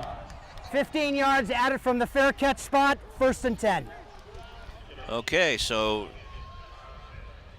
one of the keys to the second half from Coach Clark is was cut down on the penalties, and first thing. That will be their 10th penalty of the game there. And the first play, literally the first play to start off the second half is a penalty. So Hamler brings them out. Actually, excuse me, that's Sturgill brings him out. He'll be under center. 1st and 10 from the 50-yard line. Good field position for the Musketeers after the penalty, following the penalty. Sure is. Ball is handed off to Teixeira. Just missed in the backfield, but he got caught up to in a hurry by Paolo Bailey along with Hingston. The stats might not show, but Christian Teixeira, he's broken a lot of tackles at the line of scrimmage. It's only a 3-4 yard game, but we have Nate Davis, I repeat, Nate Davis that met him in the backfield, and he was able to shed his tackle. And you know, it's only a 3-yard run there, but hey, he turns a 2nd and 11 to a 2nd and 7. Back to pass on the sideline pattern, and there goes the receiver after the quick throw and catch. And that's going to be good enough for a first down. He's going to have to get off the field after having his helmet coming off on that play, but that's going to happen if you jump into a pile of Cardinals. Luckily, you normally lose a limb, but luckily for him, he just lost his helmet there. That was Cronquist with the catch down to the 36-yard line of the Cardinals. So an 11-yard gain, 1st and 10 for Moorpark. Let's see if the Cardinals can put a stop to it here, and that has to be a false start on the offense. False start, offense, number 13. 5-yard penalty, replay, first down. And in a game like this, these penalties are very important. It's going to add up, and sometimes they're going to be key decisions. And right now we have a false start penalty. As of right now, the kick-catch interference was the key play so far this drive. As we saw the Musketeers after 1 first down, they're in great field position. But now you have a false start. It's 1st and 15 against this Lawndale defense, and it's been a defensive battle. And right now, you're right, Lou. These penalties are going to be a key factor in this game. And this is a big hit behind the line of scrimmage. Naki Fahina putting the cherry on top of the sundae there. But boy, what an epic flush by the Cardinals. Let's go down to Tolley. No? Okay. Then let's see if we got the replay. What's going on? Somebody tell me. Here we go. There we go. So after 1st and 15 from the line, you got Teixeira. Well, he shed a couple tackles, but this time Nate Davis did not let him go. And what a way to wrap him up. And it's a 2nd and long. And it looks like it's going to be a first down as Drake London with the catch down to about the 20-yard line. Now let's go to Tolley. Thanks, Lou. I just spoke with Ryan Husengay coming out of half, and I asked him where is he struggling from the first half. He said that his players are struggling with the 2nd and long left there. A lot of bad throwing, or not exactly bad throwing, excuse me, bad running. But he does have complete faith that this sophomore quarterback, Blake Spurgill, will throw again in this second half and be successful. All right, thanks, Tolley. Now let's see what the penalty is going to be. Personal foul, defense, number 2, late contact, half the distance to the goal, first down. And you can't do that. That goes all the way to the 10-yard line. So the pass and catch was down to the 20. So a 25-yard gain. Add on the 10 yards, and there you go. Teixeira bangs his way down to about the 6-yard line. As what Tolley said about keeping the ball in Blake Sturgill's hands, you know, passing the ball through the air, and that's what they did. The play that led up to the personal foul penalty. So there's a lot of yards gained on that play, and right now the Cardinals, their defense is pinned up into their own goal line, and nothing but penalties continuing this second half. Handoff, and trying to go around the corner is Huizinga. But he stopped at the 5-yard line, so a 1-yard gain. Actually, that's number 30, Alec Powell. A little bit more beef up front. Got Nate Davis. Looks like he's been in the backfield throughout the whole entire game. Every single time the running back takes the carry, we see Nate Davis there. Half the times he makes a play, half the times they shed his tackle, but gotta give credit to Nate Davis. He's just been in the backfield the whole entire game. Back to pass, looking left, and look out, there's Naki Fahina, but the pass is caught, or is it? Is it intercepted? It's intercepted! And they're still grappling for the ball. But that looks like Josiah Johnson. Josiah Johnson with the interception. Naki Fahina getting the assist, being around the ankles of Sturgill. Pressuring the quarterback, making Blake Sturgill throw his second interception of the game. Costly mistake because the Musketeers, they're about to score a touchdown. They were at the 5-yard line. Penalties were costing them, and right now the refs are discussing whether it's a touchback or not. One official said it was a touchback.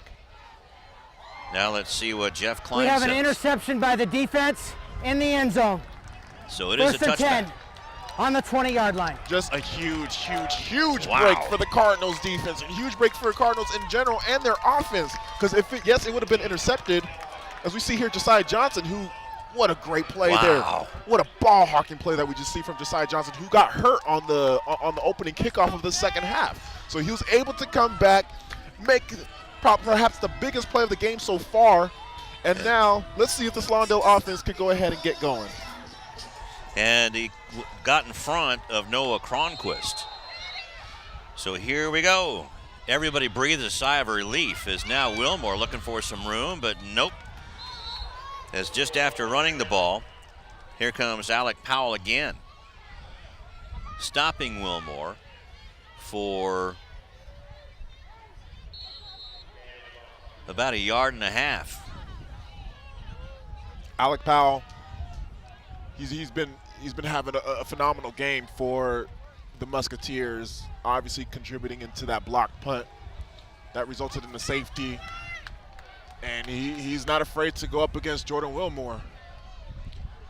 Wilmore again, and he gets tripped up. Looked like getting the trip was Julian Calderon. And it's going to be 3rd down and long after a no gain. Absolute shocker to see the Lawndale offense and Jordan Wilmore not being able to get going. His longest gain of the day is 3 yards. Clock running in the 3rd quarter, down by 2. I think you got to pinch me, Lou, because I might be dreaming. I did not ever think of that. Now they're trying to get the running game open. Bullhouse backfield following Terrence Simon. Now it's Hamler on the fake. Jalen Hamler trying to get around the corner towards the 30-yard line. I don't think he made it.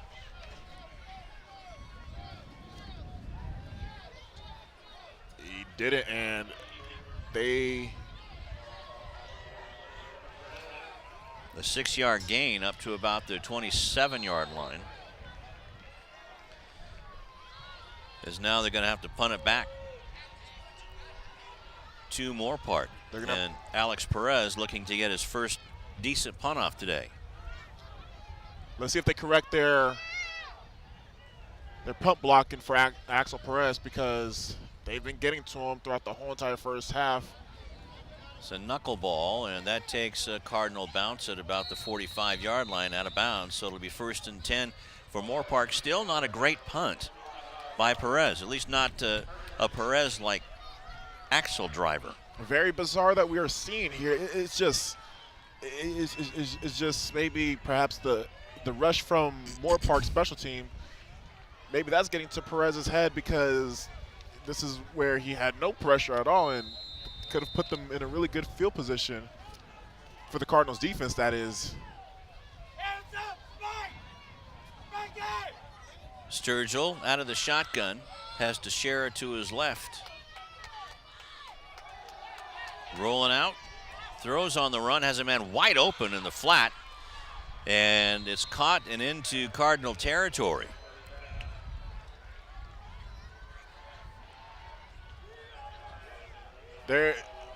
Moorpark, they've been knocking on the door.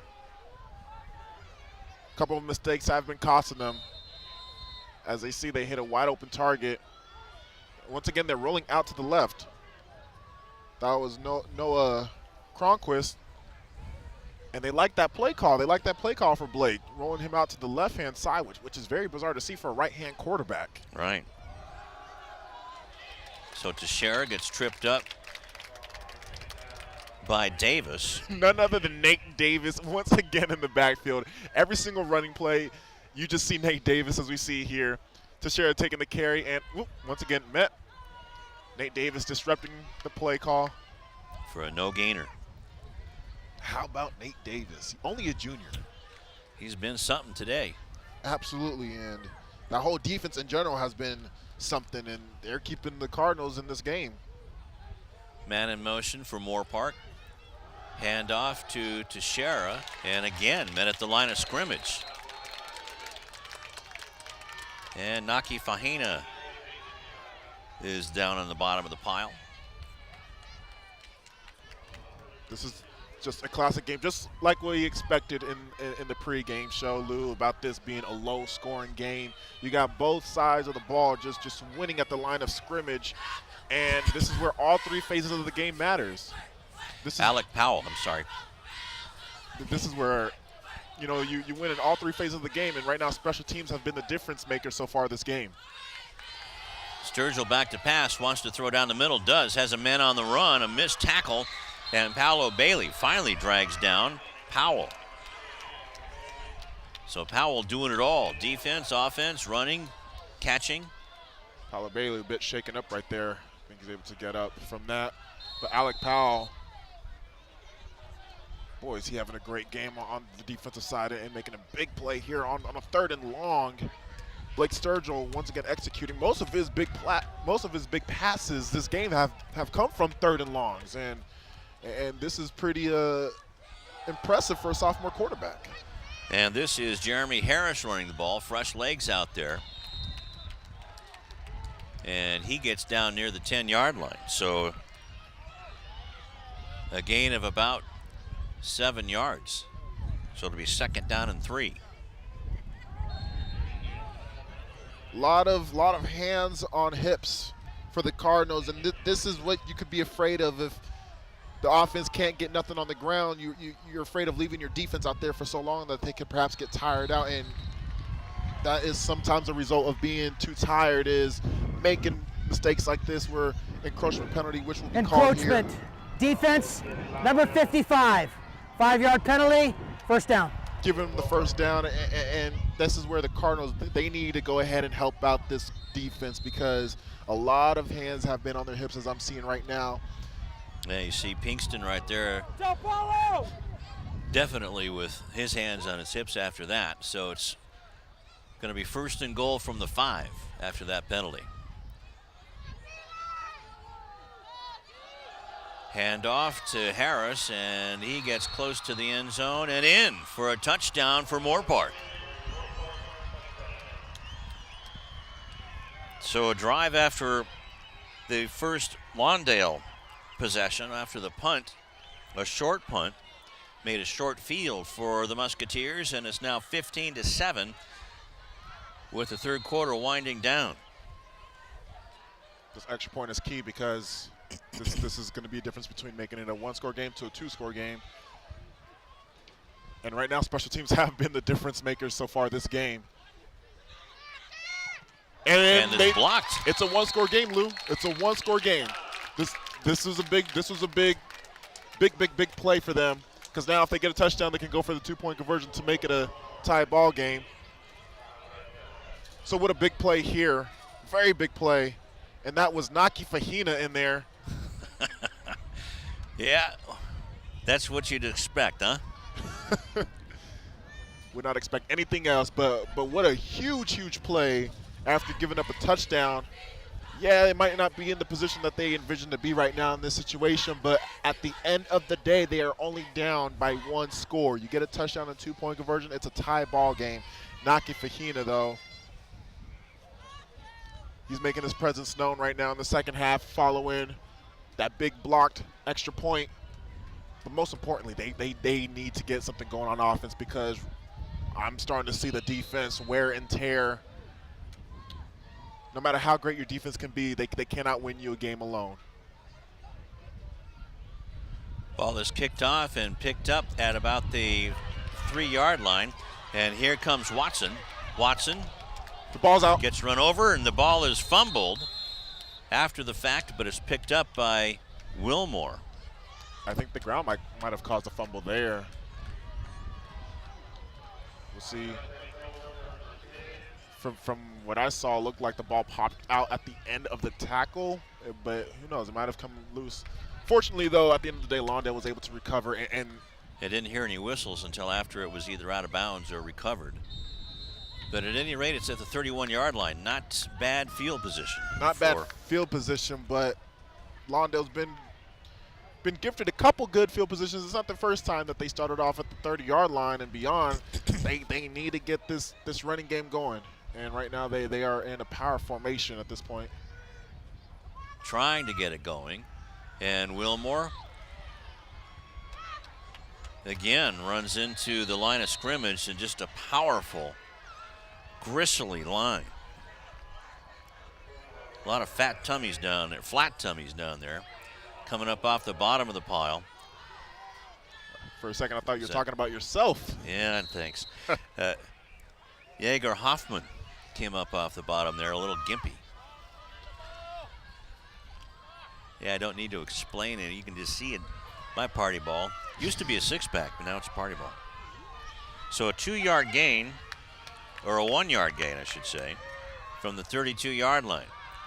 Play action, and Hamler gets flattened.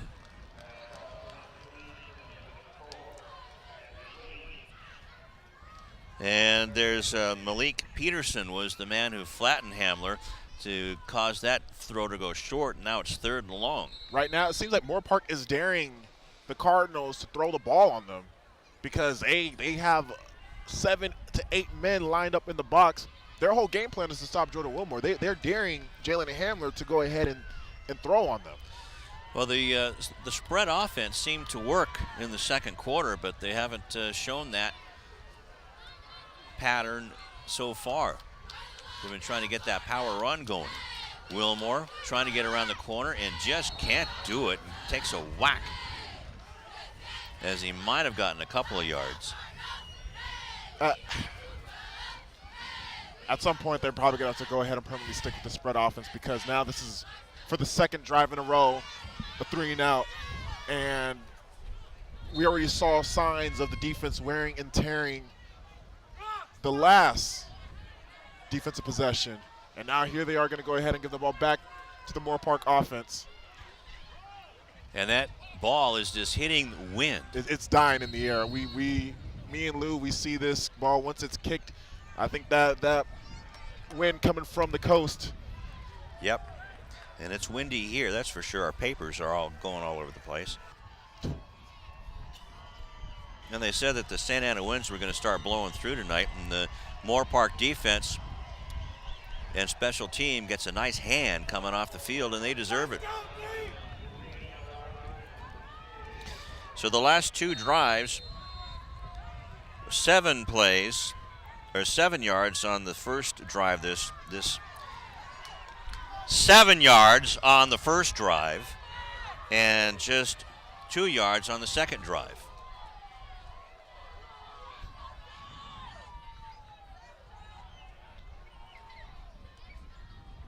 We'll see how much of a breather Lawndale had. And Keon Pinkston making a good play there. Not even a gain, probably barely a gain of a yard on the play. So Teixeira, physical football matchup, and we had Paulo Bailey making the first contact and Keon Pinkston finishing it up. Barely a yard on the play, so it's going to be second down and long.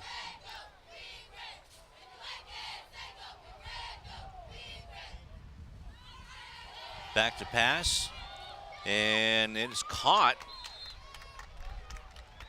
by Cronquist.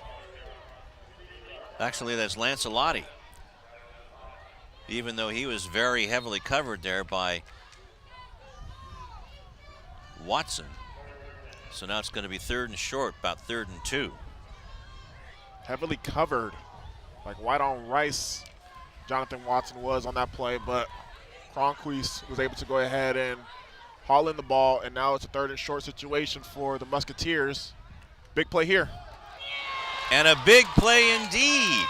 Paolo Bailey with the stop. Keon Pinkston right now. Getting up a little gimpy. So it's going to be 4th and 2. They might be going for it here, but we see Paolo Bailey making the play. Met at the line of scrimmage. I don't even think he got there. As soon as he get the ball, oh boy. How about taking that hit, Lou? Ouch. Well, guess who else was in the mix? Nathaniel Davis. What a surprise this has been, and this is right now, this is one of the big plays of the game. It's the end of actually the 3rd quarter. And we have a good one. Wow, sure do. Don't go anywhere. It's going to be 4th down and 2 from the 41-yard line.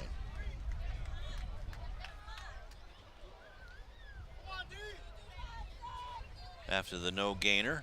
I think they called a timeout prior to the quarter ending. They're leaving 3 seconds there, so oh yeah, they put it back on. They switched fields and went back again. So I think Musketeers called a timeout because they're probably thinking about going for it here. And if that's the case, what a big play this is going to be heading into the 4th quarter, because you're either talking about Musketeers getting a fresh set of downs on the Lawndale's 40-yard line, or you're talking about the Cardinals getting their ball on their own 40-yard line to start the 4th quarter, but they only got 60 yards to go.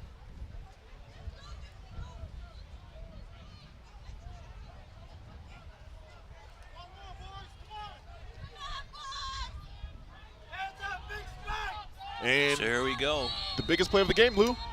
Under center is Sturgill. I wonder if he'll just keep the ball on a sneak. Here comes a man in motion. And they're going to give it to Teixeira, the running back, and he does not go anywhere. Terrence Simon Jr. in there. I think that was a fumble along the play as well. Either way, they're not going to get the first down.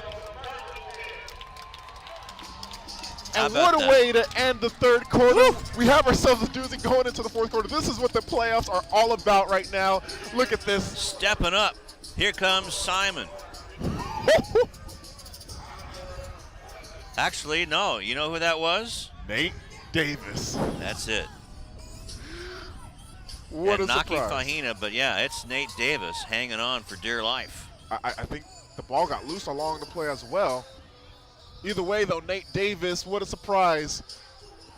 So, yeah, absolutely. And we have ourselves a game. A game coming into the 4th quarter. Winner will play Chaparral and Paramount. Or Paramount. I said Chaparral and, huh?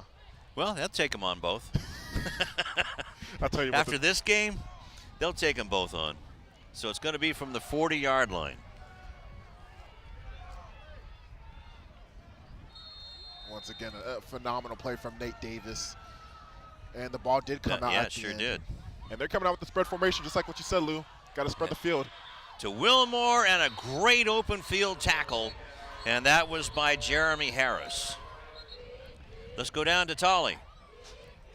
Thanks, Lou. I know Lawndale just got the ball. And I just know that I've been mentioning offense on Moorpark Musketeers all night long and how amazing they've been, but there has to be a mention of the defense of these Musketeers. They are such a stout side of the ball, and they've really been holding down Lawndale. Let's see how they do on this 4th quarter. Well, there's a holding penalty. That's also what's been holding down Lawndale is these holding calls and these nonstop penalties. I believe that's the 13th penalty on the Cardinals side. Hamler back to pass out of the shotgun, being chased around, and had to get rid of it. As Robert Crufafita had his man get around him. Moorpark, they're absolutely daring Jalen Hamler, and this is where the senior, he's going to have to step up if he wants to play another game in his high school career at quarterback. He's going to have to step up and use his arm now. The Musketeers are testing him. Still stacking the box, stacking the line of scrimmage, and you can see the pressure getting to him as well. Needs to get more comfortable in the pocket.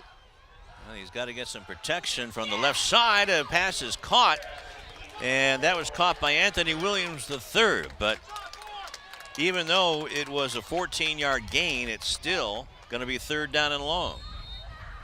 Good play from Anthony Williams III, who was our actually tip of the hat last week. It was the first time we called his name today.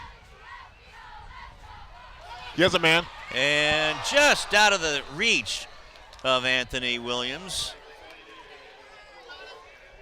But boy, you got to use that speed. You have to use that speed that the Cardinals have to go for those long passes. Now, are they going to go for it on 4th and long? As of right now, we have not seen Axel Perez step out onto the field, so this is going to be a gutsy call. Still plenty of time left in the game right now.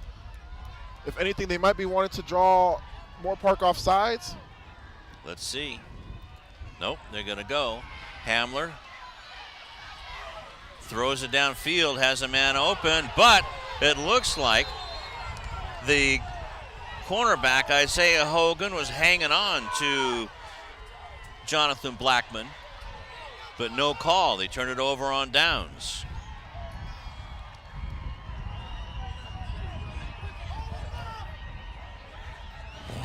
But you know, we've had a call on a non. There and you now can see let's a watch contact. this one.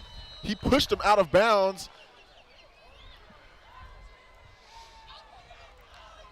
There was definitely a missed penalty there from the officials.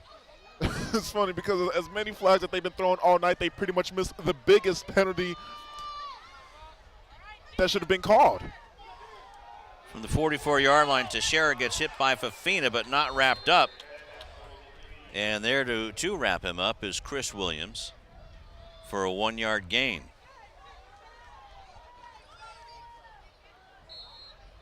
Naki Fahina not able to make the play behind the line of scrimmage. Not much yardage to go, though, for Teixeira. 2nd and long. And an update on the Paramount Chaparral game. Paramount is currently up 14-7 in the 3rd quarter over Chaparral. So inside of Cardinal territory, and there goes Teixeira again, and he is planted by Williams and Watson and Simon Jr. And then there was Sturgill almost got taken down right there. Look at Williams. I can't believe he got the hand off. Man, he was able to go ahead and keep his balance. That's great athleticism from the sophomore. And what could have been disaster turned into a big gain, and now it's 3rd and 1 only for the Musketeers. After an 8-yard gain, down to the 35-yard line. Sturgill passes, and it's complete. That's going to be good enough for the 1st down. Pass is completed to Lancelotti. Well, this is where Lawndale's defense, they're going to have to play for their lives at this point. Just under 10 minutes left in the game. Moorpark, as you see here, getting a key 1st down. Hey, they score a touchdown. Not only that they're going to be up by 2 possessions, they're going to be up by 2 touchdowns. So Lawndale, they will need to go ahead and respond back by getting 2 touchdowns themselves if the Musketeers are able to go ahead and execute a touchdown drive right here. Sturgill hands the ball off, and now some running room as the running back crashes his way down inside the 10-yard line, and that's Alec Powell. So we're trying to see which of the defenses we're going to blink first, or start to wear down first. And unfortunately, it appears that Lawndale is. You're right, Lou, and that's what's going to happen when your defense is out there for the majority of the game. We've been seeing the Lawndale's defense throughout the whole entire game, and what a shocking, I shall say. I'm pretty much in awe, but then again, this Moorpark defense, they have not allowed a touchdown yet this playoffs. They had a shutout last week, and they had a defensive touchdown that they allowed today. Sturgill fires a dart for a touchdown on the right side, and that is to Lancelotti. So a 7-yard bullet from the sophomore to the senior. That makes the score 21-7.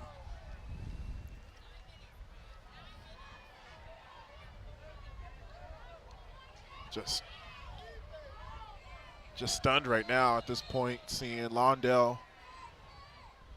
They, for the first time, I'm going to say this.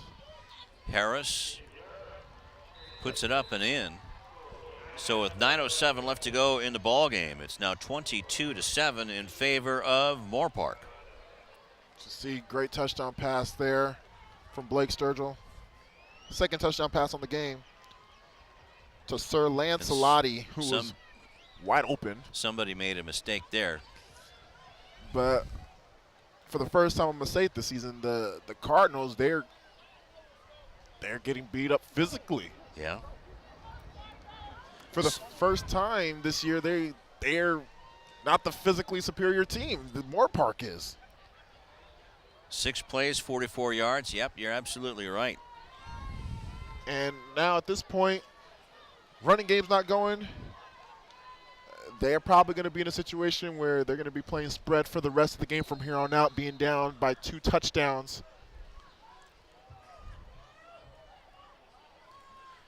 And let's see, Carson Goodwin kicking the ball off to Wilmore on the far side. On the near side, it's Watson, but it falls short to the 35-yard line, where it's fair caught by Jonathan Blackman. It's amazing that Moorpark is willing to go ahead and give up that field position. You see, it was a fair caught at the 35-yard line of Lawndale's.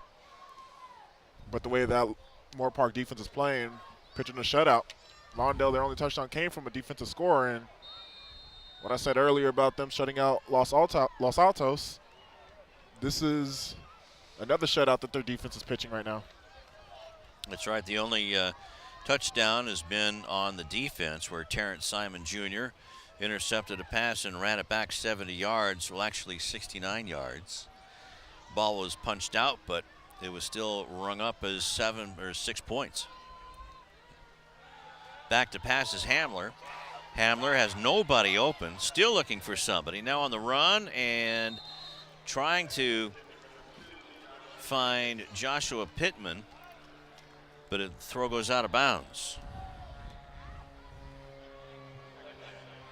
Jalen Hamler, very tough day through the air right now.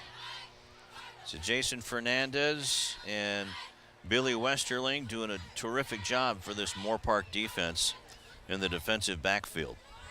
The 2 safeties. They're not giving Hamler anything to throw at.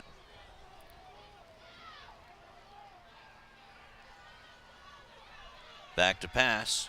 There's pressure. Downfield, and that goes over the head of Anthony Williams III. Jalen Hamler took a big shot.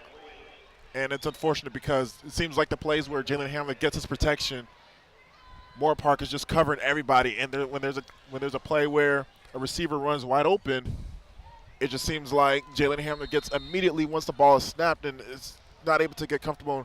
We see Jalen Hamler, taking a tough shot and overthrowing Anthony Williams, which he had on the seam there. And it's hard for any quarterback to go ahead and step up and get blown up in the pocket like that and hit on an accurate pass. Back to pass is Hamler. Again, throws down the middle. Caught by Wilmore. But the big senior back there, Billy Westerling, takes him and hauls him down, but not before Wilmore and the Cardinals have a first down inside of Moorpark territory. What a way to go ahead and keep pretty much the season alive on this play. Hamler, no matter how many times he's getting hit, still managing to step up in the pocket, making a throw. Look at him. He knows a rush is coming, throws it to the best offensive player he has out there on the field, and Jordan Wilmore, who's made his biggest plays through the air, not through the ground, actually. That's right.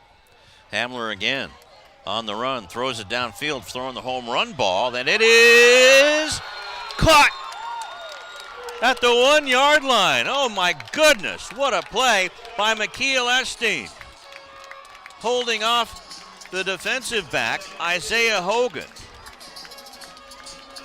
Lightning strikes. And that's going to electrify the sideline and the fans of the Cardinals there. McKeel Esteen, well, hey, he caught 7 balls from the quarterbacks playing cornerback. Why not use him at receiver with his size? He's 6'2", matching up with Moorpark's height at cornerback. Here we go in the I formation. Hamler diving over, and that's a touchdown, Lawndale. Interesting to see what they're going to do here. Looks like they're going to send out Axel Perez for the extra point, which they will. Remember, they need 2 touchdowns to go ahead and tie this game up, but one of these touchdowns they're going to need to go ahead and go for a 2-point conversion. So if they can go ahead and get this extra point here, it's going to be back to a 1-score game, but they will need a 2-point conversion for their next touchdown drive if Lawndale's able to go ahead and convert one. Yeah, let's jump over that bridge when they get there. Get the point now, the one that you know you can get, or should get, with Axel Perez out there. Special teams has been the biggest play so far. Cobbin with a nice hold after Martinez's good snap. And with 8:10 left to go in the fourth quarter, it's now 22-14. We've got ourselves a ball game. Jalen Hamler on the quarterback keeper. Did a good job to get around Jeremy Harris. Where do you go ahead and get behind his big offensive line? And Jalen Hamler, I mean, the reason why he's one of the toughest quarterbacks to bring down is because he has some pretty good size himself, and why not use that body to get into the end zone? And but now there were the big catch, the big play of that one was Jordan Wilmore's 20-yard catch. And then the amazing catch by McKeel Esteen. Let's go back to the McKeel Esteen catch. What a way to get over. Yeah, he took that away from Isaiah Hogan's back shoulder. And Isaiah Hogan, he's 6'3", 6'4", around that range. He is a tall cornerback, and we have McKeel Esteen at 6'2", pretty much matching at height. And there's an Axel Perez kick that we've been waiting for. There you go. That even fired up Axel. Okay. So now. Okay, so now the Cardinals have finally punched the Musketeers back in the face. And let's take a peek at that big catch by Esteen. And he fell down, but yeah, he fell down right about the 1 yard line. Look at him getting over the top. What a way to get up there. And hey, he has an eye for the ball. Reasons why this kid has 7 interceptions for a cornerback. 7 interceptions for a cornerback, and he's only a sophomore. He's just a natural when it comes to bringing in the ball, hauling in the ball. And you could use him as a receiver as well. McKeel Esteen, he's going to be special.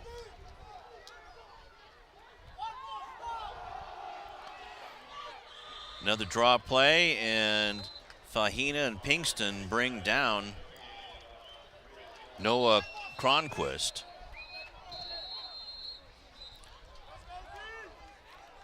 Uh-oh. Looks like there's a injured. That's Keon Pinkston. Wow. Again, yeah, he's slow to get up again. He's been limping throughout the game. Keon Pinkston. We see him after the game, Lou, and I tell you what, with both of us combined, I think that he still has more size than us. He is a biggins. And one of the nicest kids you'd ever want to meet, too. He's able to go ahead and jog off his own will. Terrence Simon Jr. out there. Also now out there is Nicholas Paredes. Crunch time, here it go. Big play for these Cardinals, a big set of downs as now the defense is rejuvenated after that touchdown. It brought life to everybody. Even Axel Perez brought life to him as he kicked the ball out the field. Defense now making a couple back-to-back stops now, putting them in a big third down situation. That was a 22nd carry for Teixeira tonight. 22 pass attempts by Sturgill. They've been busy. We have folks on both sides standing up, including Lou himself standing up. This game is coming down to the wire, ladies and gentlemen. Sturgill back to pass, fires a bullet. Is it complete? Is it caught? No. Threw it too low and outside for his intended receiver, Lancelotti. And so the Musketeers are held by the Cardinals. So it's going to be 4th down. What a perfect formula. Get a big touchdown from the Cardinals. Great kick from Axel Perez to put them in their own, pin them in their own position, in their own territory. And here's a 3-and-out. A short punt, and that takes a Cardinal bounce back inside the 40-yard line. So it's going to be terrific field position for Lawndale, just in the nick of time. In a blink of an eye, what a turn of events this has been. Now don't pinch me. You're absolutely right, Lou. This is the Cardinals team that we've been covering throughout the whole entire season, and you hear that rumbling right now. That ain't Lou walking. That's the Cardinal fans are rumbling. And DJ Nico from the 38-yard line. Hamler back to pass, throws it on the side, and oh my goodness, did Joshua Pittman get flattened. That was Joaquin Sandoval doing the flattening, and that's a 3-yard loss, 2-yard loss. Ooch. They're going for a wide receiver screen there where Jalen Hamler sailed it a little bit too high, leaving Pittman to go ahead and leave the ground, bringing in the catch, and Joaquin Sandoval following up and delivering a ferocious hit. Split to the near side is Jonathan Blackman. Spread offense. Hamler out of the shotgun, naked backfield, has a lot of time, and throws it on the run, and let's hope it's not picked off, and it is. Billy Westerling, the 6'4" senior, might have saved the Musketeers bacon, and you got to give some help there, or give an assist to the defensive line to force Hamler out of the pocket, and everybody was well covered. Everybody was well covered, and let alone the pressure that was on Jalen Hamler, sort of making it, actually this was a rather ill-advised throw. Just threw it up for grabs. But he did intercept it at their own 10-yard line. Yeah, it's a turnover, but there's 6 minutes left in this game, and they're pinned up to their own 10-yard line. Lawndale's defense, if they could make a big stop once again. Oh boy, not following up with that early encroachment though. It's not what they want to do not right now, not at this time of the game. Yeah, that'll make it 1st and 5. Defense number 32. 5-yard penalty, 1st down. So that puts it at the 14-yard line.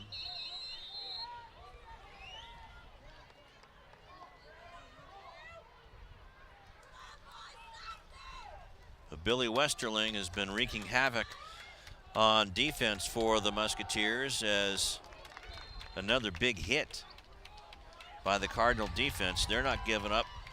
We've got to get that ball back for the offense. They've been the reason why Cardinals are still in this game right now.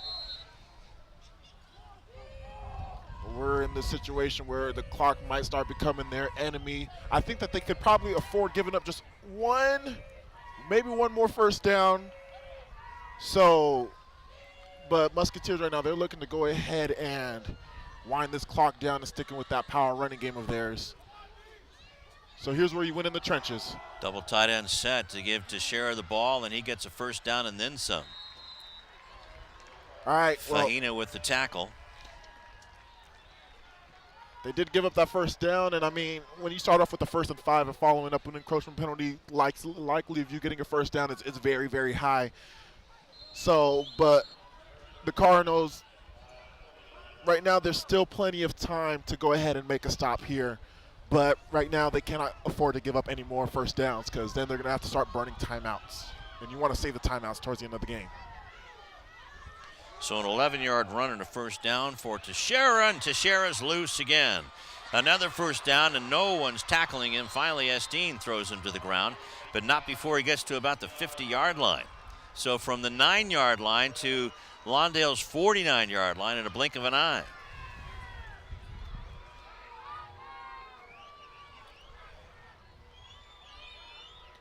They've continued to go ahead and commit to giving it to Teixeira. And Teixeira, man, spinning his way out of 4 tackles. And now they're at the Lawndale side of the 50. 22-yard gain for Teixeira. Very well disciplined team this Moorpark team is. Boy, Teixeira, he is having himself, he is a tough football player, I tell you what. I've never seen a running back that's able to go ahead and continue to pound up against this Lawndale front 7 and actually delivering some pain to the Lawndale front 7. Teixeira, he is running the ball absolutely hard this game, and this is where the defense is going to have to start tightening up. And the clock is now their enemy as well. Sturgill handing it off again. This time it's to Jeremy Harris. Some fresh legs out there. There's a difference as well, some depth at running back that the Musketeers have. Offense number 54. Whoa. 10-yard penalty, replay second down. Okay, there's a gift.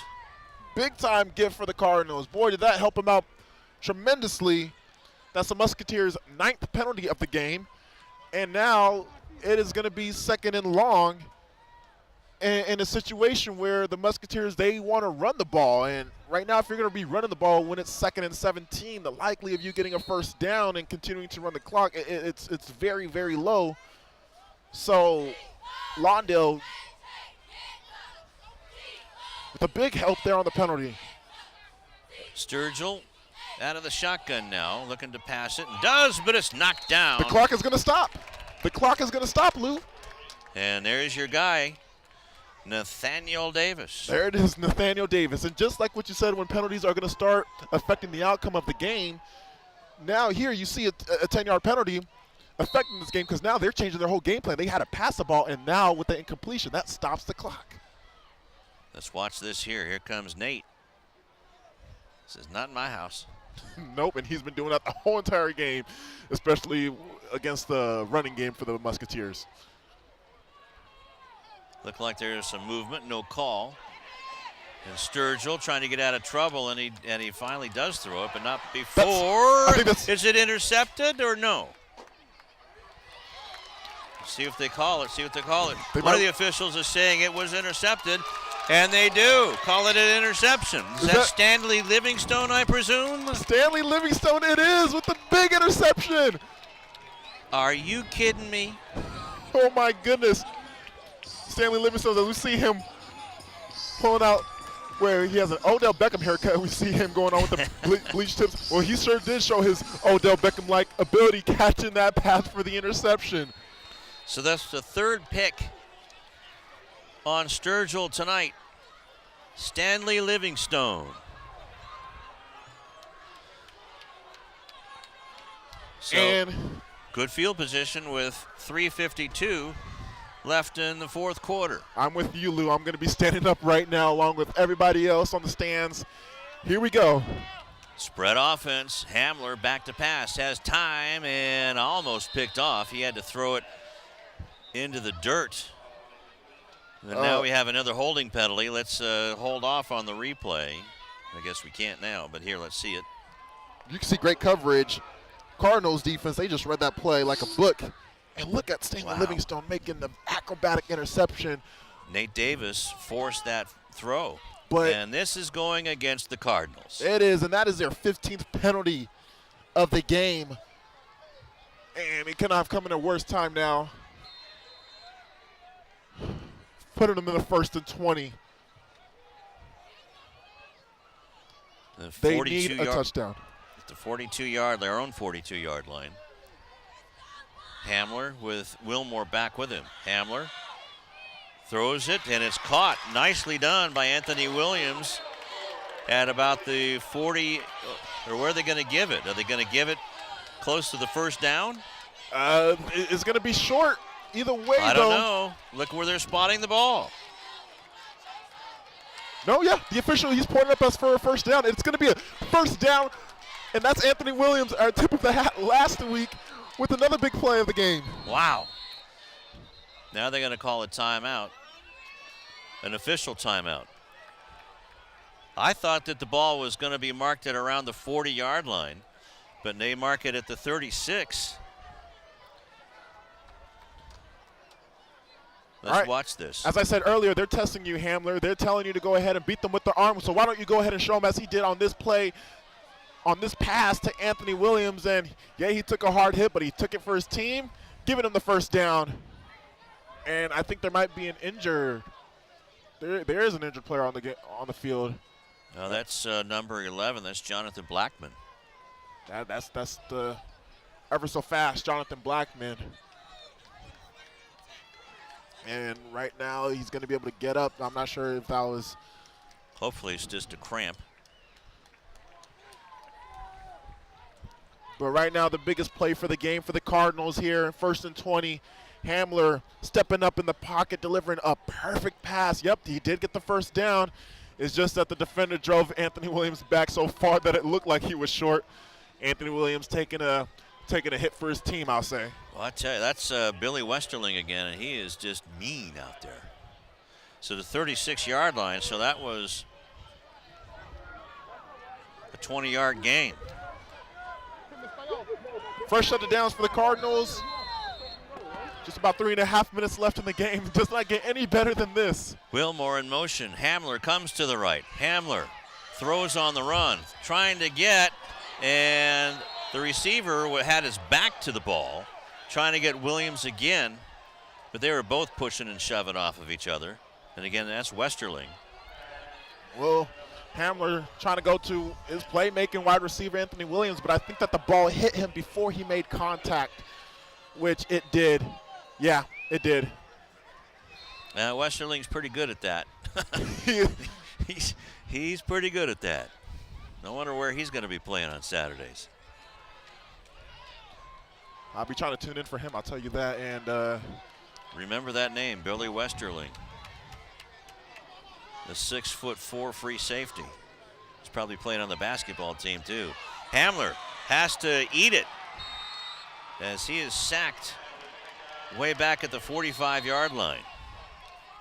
Jalen Hamler, what a sack that he just took right now. Julian Calderon, one of the Musketeers. That's the first contact, and bam. Finished off by Ian Meyer. Lawndale. Timeout called by Lawndale with 3:23 left in the fourth quarter. That's going to be the first timeout called this game. Jalen Hamler, oh boy, he's going to be feeling that in the morning. Hopefully he's able to shake it off, because now he has, well, another big play in front of him with a 3rd and very, very long. Almost a 3rd and 20 at this point from what we see here. Yep, might as well be. It's 3rd and 19 if you really want to be accurate.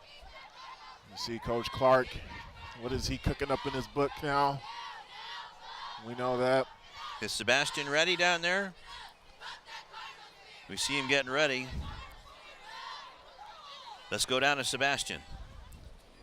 Hey, thanks a lot, guys. That was Blackman down on that play. He's getting stretched out on the sideline right now. Looks like he just has a lower leg injury. It could be just a cramp, but they're stretching him out, and it looks like he's going to go back in the game. Also, another note, unfamiliar waters for Lawndale. First time in the year that they have been down going into the fourth quarter. They're making a comeback for it right now. We'll see how they do. Back to you guys. All right, thank you very much. Unfamiliar it is. I never thought I'd be in this position where I'm like, oh boy, can Lawndale, can they make the comeback when they're normally the team that's in front? 4 receivers out to the left side. Hamler goes that way. Hamler still looking, throws back to this side, and it's caught. And that's going to be a first down for Joshua Pittman and the Cardinals. Unbelievable. Did you see that play? Everybody's going left. Let's come back to the right. Woo! What a play by the senior Josh Pittman. And another big throw from Jalen Hamler.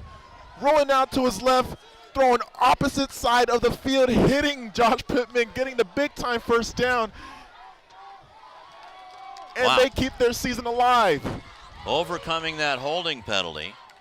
Alex Perez stretching out, but Hamler trying to stretch his body after, again, everyone covered downfield. It's crunch time. This is crunch time now. Hamler with the quarterback keeper, only going for a couple yards there, taking hits from 3 different Musketeers. Hamler back to pass again. Going on the slant, and Wilmore, is that going to be a penalty? No. He was caught from behind before the ball got there by Jason Fernandez, but no flag. Let's see here if this should have been a penalty call. This was from the previous play on first down. And that's from the last play, the 1-yard gain, and now it's going to be 3rd and 9. Let's see if the Cardinals can pull another rabbit out of the hat. They've been doing it throughout the whole entire second half so far. Let's see if its magic is still on their side. Hamler throws it towards the end zone and in and out of the hands, and now there's a flag downfield. 2 flags, actually. One on the near sideline and one down the middle, and there is the big one right there. That's the unsportsmanlike conduct. So now Moorpark, are the wheels falling off of their wagon? But let's find out what's going on. Coach Clark trying to get everybody in their places. In other words, off the sideline and in the box. Okay, let's wait to see if Jeff Klein is sorting things out. Everybody's picking up their flags. And they're going to go over and explain things to Coach Huizenga on the other side. Pass interference, defense. After the play, unsportsmanlike conduct. Moorpark, number 87, half the distance. Cameron Beaver barking the wrong tune to Jeff Klein and his crew. Well, I think the pass interference there. That should give the first down. And we see there where they probably called a pass interference. Right there. That's not even close to what it was before. I think that's an even upper. I think this was a makeup call from the missed call that they missed on the pass interference that could have been called when one of Lawndale's receiver was held. But most importantly, we had and the personal foul. That's going to make it 1st and goal at the 5-yard line. And with the pass interference along with the unsportsmanlike, that's 11 penalties for the Musketeers. So yes, Lawndale Cardinals have had 15 penalties, but the Musketeers, they followed it up with 11 penalties themselves. Out of the shotgun is Hamler at the 5-yard line, and now a timeout is called by Moorpark, as they didn't expect Hamler to be running out of the shotgun. Or was Hamler even there? Is he out there? Yes, there he is. Okay. I thought maybe it was a wildcat formation there. But something did not smell right to Ryan Huizenga.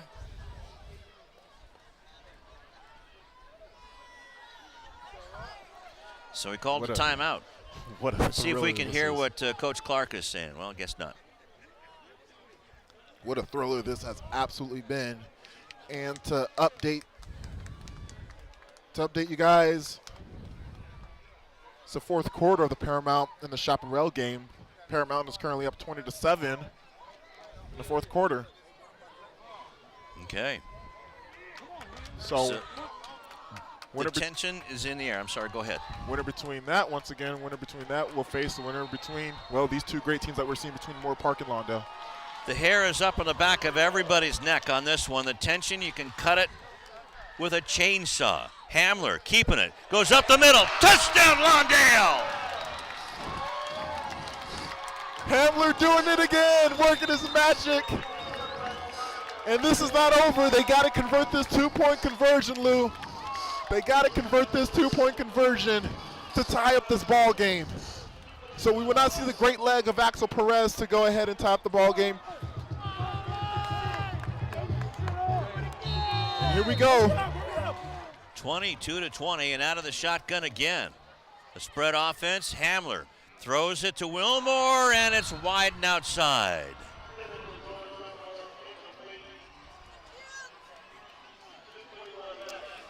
Oh boy, still 2 minutes and 21 seconds left to go, 21-20, and let's take a look at, see if we can get both plays. Hamler designed quarterback sneaker as he rushed it in for a touchdown, and they knew right then and there. There's Wilmore with a nice block. That was our chance, but following it up, the blocked punt from the Lawndale special teams following up one of Moorpark's touchdowns. That's the difference. Was a very big play for them because that gave Lawndale an opportunity to go ahead and tie this game up as we see here. And it looked like this was a design swing pass to Jordan Wilmore, and we had about, what, 3 Musketeers. They circled Wilmore on that play including there. D'Artagnan. And it looked like there was a nice hole for Hamler to run through, but the tried to, sometimes you can outsmart yourself instead of going back to what got you in there. Probably had the Musketeers back on their heels. You definitely did, especially if Wilmore, if he has the ability to go ahead and take 3 guys to go ahead and cover him, right. then I'm pretty sure, one, there's bound to be a big lane open for you or another receiver to be open there. So what a big play, what a big turn of events here, and looks like they might be going for the onside kick here, which they will. Luckily for the Cardinals, though, if they don't convert this, they got 2 timeouts left. Here's the pooch and jump ball. It's taken by Lancelotti. That was a good punt, or a good kickoff, I should say.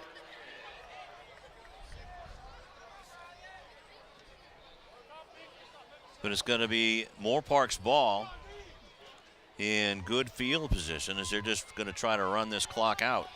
Axel Perez, this is actually a great kick from Axel Perez. It didn't hit 10 yards line, then it took that big bounce there, and it was... The taller Lancelotti at 6'2" just out-jumped everybody. He certainly did, and sometimes on the hands team you need height, and that's where height could be a difference maker, as we see here where Lancelotti, or what I've been calling him throughout the whole entire game, Sir Lancelotti. Yep. Out-jumped the whole entire Cardinal special teams, and here we have crucial time here. So the Cardinal defense trying to prevent Bailey from getting around the corner, and Bailey stays on his feet, and there he goes down the sideline. Finally taken down by Joshua Pittman, but not after a huge run by Jeremy Harris, I should say.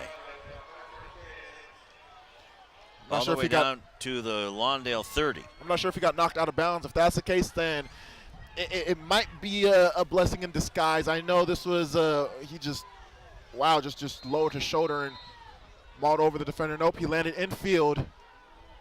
So the clock will run once they place the ball down, the clock will start running. So we are under 2 minutes left. Lawndale have not used both their timeouts yet left. So Musketeers are going to sit on this. Run again, some wide open running room for Harris, and he stays in bounds. Smartly just went down. Actually carrying the ball there, that was Alec Powell. Now, so that's another first down. At this point of the game, at this point of the field position, we see Alec Powell making the big run for a first down. Lawndale going to be calling a timeout. They only have 1 timeout left with the 1st and 10 to go. So let's say they stop them on first down. It's going to be 2nd down with no timeouts left. So which means Musketeers will have 3rd down to wind the clock down and 4th down to wind the clock down. And at this point of the game, it's going to be pretty tense. But look at Naki Fahina. Look at that helmet of his. Man, that's taken a lot of hits. Probably most of them have been given out. That's a sign of a warrior right there. If you look at your helmets, that's from my days of high school, and I'm pretty sure that it still continues on. You show off each other's helmets, see which helmet has the most scratches on there. And you see Alec Powell. Yeah, that was a great job by Powell not to run out of bounds, but to stay in and get tackled. Very, very, very smart, and that's something you like to go ahead and see in these young athletes. They showing. Was he got Bondo and duct tape on that thing? Keep it together. There you go. A couple of staples. Little wheel hold on there. Maybe some Gorilla Glue. But a takeaway would sure be nice here as we got a trick play going, as we got trips to the right side now. They should keep this on the ground, which they will. Harris with it. Gets to the line of scrimmage. Terrence Simon and Nate Davis there on the tackle. Okay, so with a minute 37 left, with no timeouts left for the Cardinals.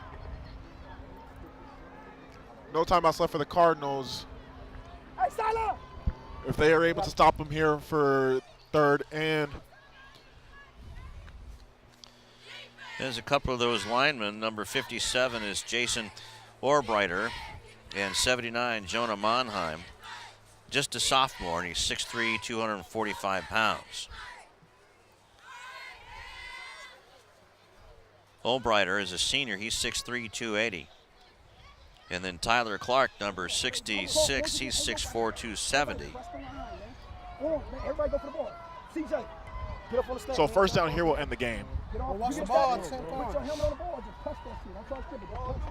See, they're telling him go for the takeaway. Put your helmet on the ball. Lawndale, they've already had 3 interceptions already this game, this defense, and one of them being a pick 6. So this defense is bound to go ahead and create a huge turnover, and I'm pretty sure what's being discussed on the Musketeer sideline is protect the ball. Either way, Lawndale, they should still get a small chance at the end if they're able to stop them these next couple downs. The receivers all go out to the right side from the left hash mark. And Sturgill trying to get the Cardinals to go offside. Hand the ball off to Harris, but Fahina is there along with Mr. Davis. None other than Nate the Great Davis. And this will be third down. The ball will be snapped just under a minute, seems like. So Lawndale. So a 4-yard loss for Harris is going to be 3rd and 11. And again, a nice play. But I don't think that Moorpark is really concerned about that right now, as there's under a minute left to go in the 4th quarter. There's under a minute left, and they might be going for it here on 4th down. They probably will take a timeout. And the ball is on the about the 25-yard line. And they're probably going to let it run down to the last second. Let's watch the back judge. And they call a timeout now. The back judge is the one who keeps the play clock time. So timeout on Moorpark with 20.8 seconds left to go. Moorpark is probably going to try to call out a play where they're going to keep either the running back or Blake to sort of sit on the ball a little bit. They're probably anticipating to give up this down. All they want to do on this down is to pretty much take away as much time off the clock here. So Lawndale, key thing for them is to go ahead and attack the ball immediately, not allow them to go ahead and waste any time on this play, so they can give their offense at least a slim chance. It's going to be a very, very tough task right here, though. Yeah, Tall task, that is. See how many if there's any rabbits left in the hat. Just when you thought that they were down, this is like Rocky. They're on the ground. They keep getting back up. That's what they do, and this is why they've been having such a phenomenal year. Look at this formation. 2 receivers on either side, one behind each other, kind of like the old fireman. But the ball is going to be handed off anyway, just spreading out the defense.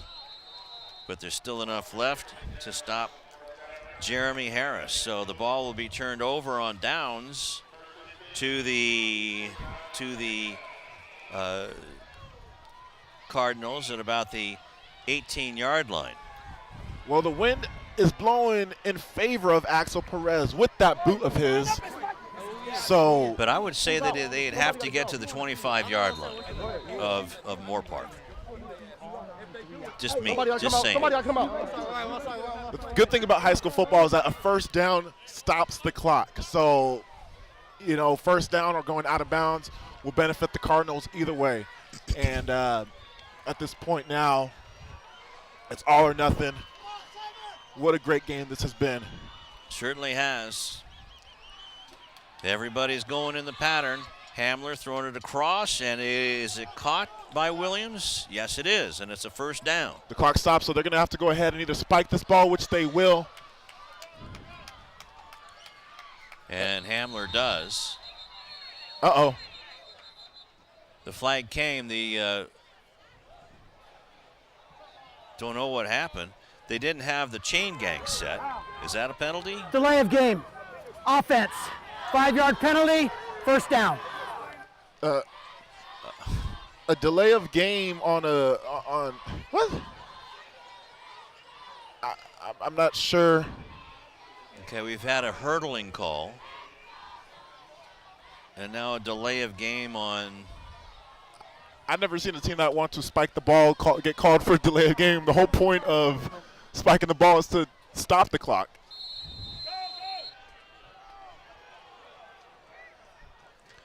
Okay, so it's 1st and 15 from the 25. They're going to have to play hook and lateral here. And it's going down the near sideline. We have a call. Is it going to be interference? If it's on Moorpark, can end on a defensive penalty. Let's find out what the penalty is. And yep, it's against the Musketeers. Pass interference defense. Number 8. 1 on time down. Game is not over, Lou. Isaiah Hogan, and there's our rabbit. Where did the penalty? Are they going to do it from the line of scrimmage? If they do, it's going to go up to the 45-yard line.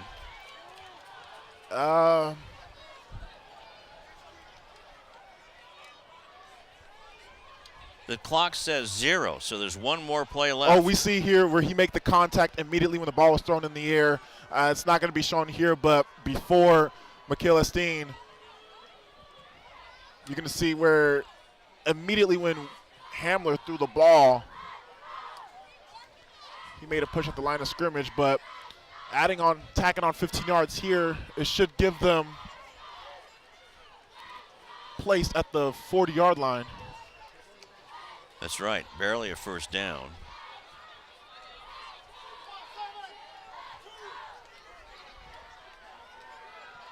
So they're at their own 40-yard line, but this is it. This is the last play. It's the last play of the game here, barring any penalties coming from Moorpark. This is it. They're going to need a big rabbit. A wascally wabbit. Jalen Hammer.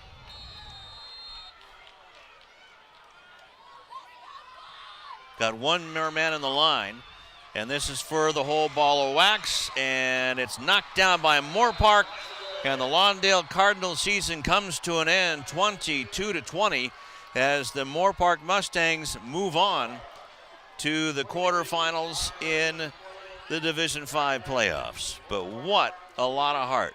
These guys did not give an inch, at least as far as their heart and everything else.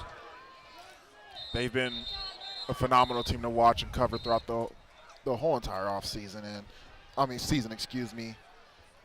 Now we have a player down on the field, and he's not just upset. I don't know if he's upset or not. But The man down is near the 20-yard line where Louis' camera is.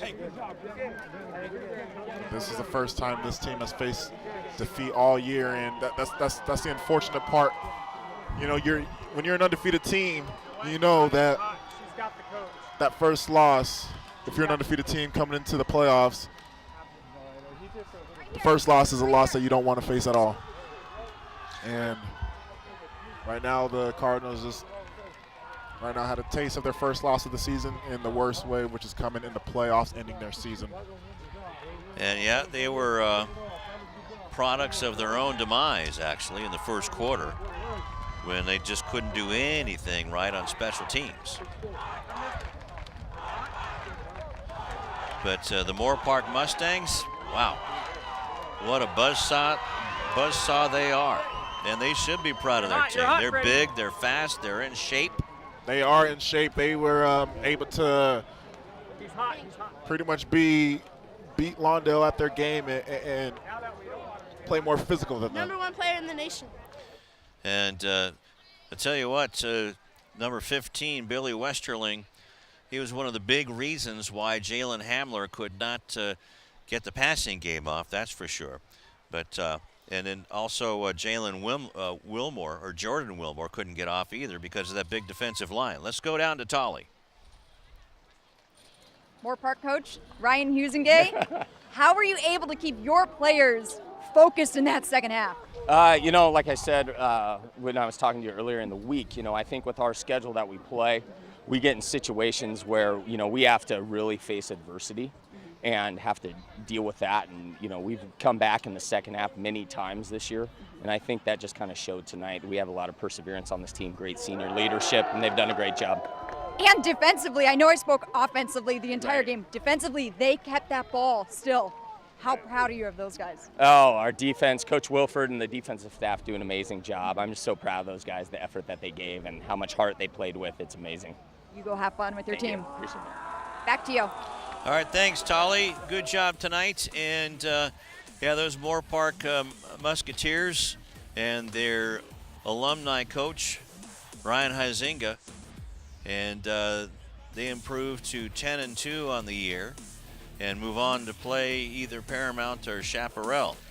Yes, and last time I checked, I saw Paramount that was up 20-7 into the fourth quarter. So as of right now, from my knowledge at this point, looks like they could be playing Paramount depending on a Chaparral comeback. All right, while we wait for the Travis Clark, head coach of the Cardinals, why don't we take a timeout? Where the final score, again, from Cardinal Stadium, 22-20, Cardinals lose to the Musketeers.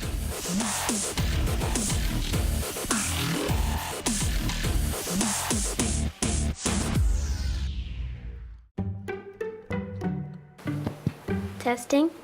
Why did the girl ask the mushroom to dance? Because he was a fun guy.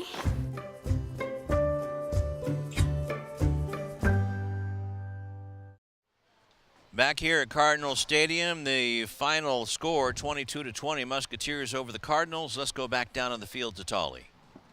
Thanks, Lou. I have the quarterback, Blake Sturgill here. What is going through your mind right now? A lot of crazy stuff. I mean, that was a great win. Our defense did amazing. We had great play calling. We just all around did great. Unreal. So do you have any idea what is next yet? I know that you guys just won. You just spoke with your coach. What's the next step? How's this week of practice going to be? This weekend we're going to relax, heal, and then come back next week, focus, and ready to go. Awesome. Thank you so much. Have a good one. You too. Thank you, Tolly. And 22-20 is our final score again. And we're waiting on Sebastian Spencer now, actually waiting for Travis Clark. He's in deep conversation with his Cardinals, and why not? They gave him and us a terrific season this year. It definitely did, and it's been a great year covering this team. Me playing in the Inland Empire, and I always come back after these games out here that we've covered and tell them, guys, you have to come out to Lawndale and catch these guys because these kids have been phenomenal. And the thing about it, Lou, they're not going to go anywhere. a lot of these players are coming back next year. A lot of these players. You're talking about Jordan Wilmore. You're talking about Mikaela Steen, Nate Davis. Was it Naki Fahina, Keon Pinkston, Stanley Livingstone? A lot of these guys are going to be coming back. Oh, yeah. And we saw some of the future as far as quarterback goes, and with Jordan Wilmore coming back and a lot of these linemen coming back, and we've seen some of the kids that are coming up as well. The future is certainly bright here for Lawndale, and they really have nothing to hang their heads on. And the one facet of this ball game is that they just hurt themselves early and just couldn't come back from that because of the strength and the depth and the height of Moorpark. Exactly, and the thing about it is that they're hurting themselves. You're right, 15 penalties. 15 penalties, and we just talked about last week how, you know, they had nowhere near the amount of penalties against Los Osos, but we both agreed upon where they're like, hey, if they even have these amount of penalties, that could cost them next weekend. Well, they had 15 penalties today. Hands down, they cost them this game, and you got to give credit to Moorpark, though. Only one touchdown so far this playoffs that defense has allowed.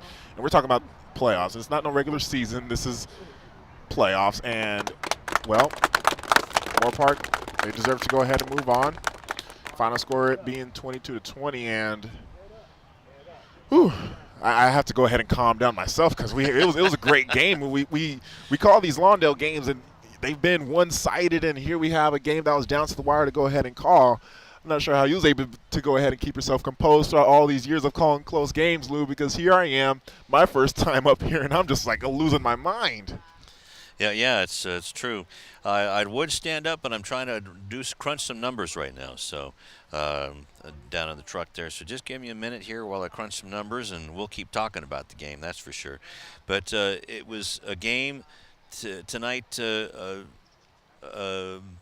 Darius, that these kids just wouldn't give up, even when they had the opportunity to, and their eyes didn't have it in their eyes in the first half. But you know what?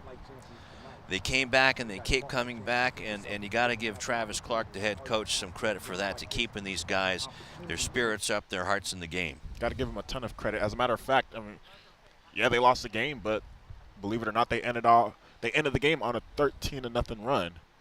They scored 13 unanswered before the final score, before the game ended.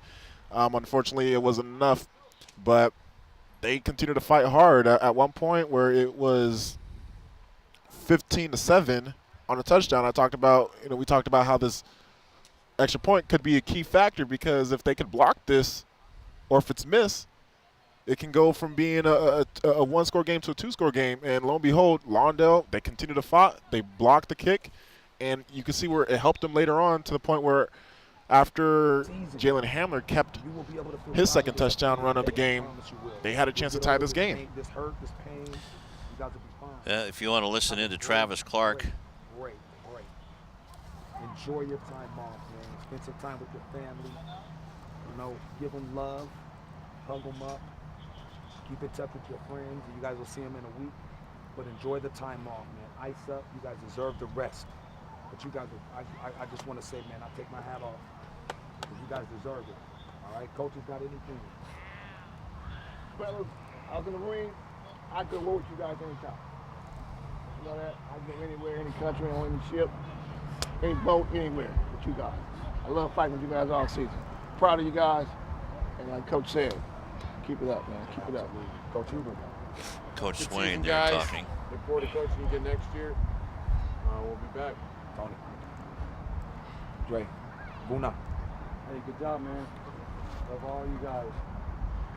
Great season. Heck of a year, man. We regroup, man. Love you seniors, man.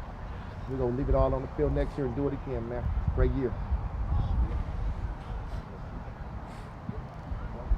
Hey, ready to keep battling, man. Proud of y'all. Ready to keep fighting for the whole game. Yeah. I just want to say, congratulations on a great season. Way to stick through and fight through all the ups and downs we had all year long. I love you guys, man.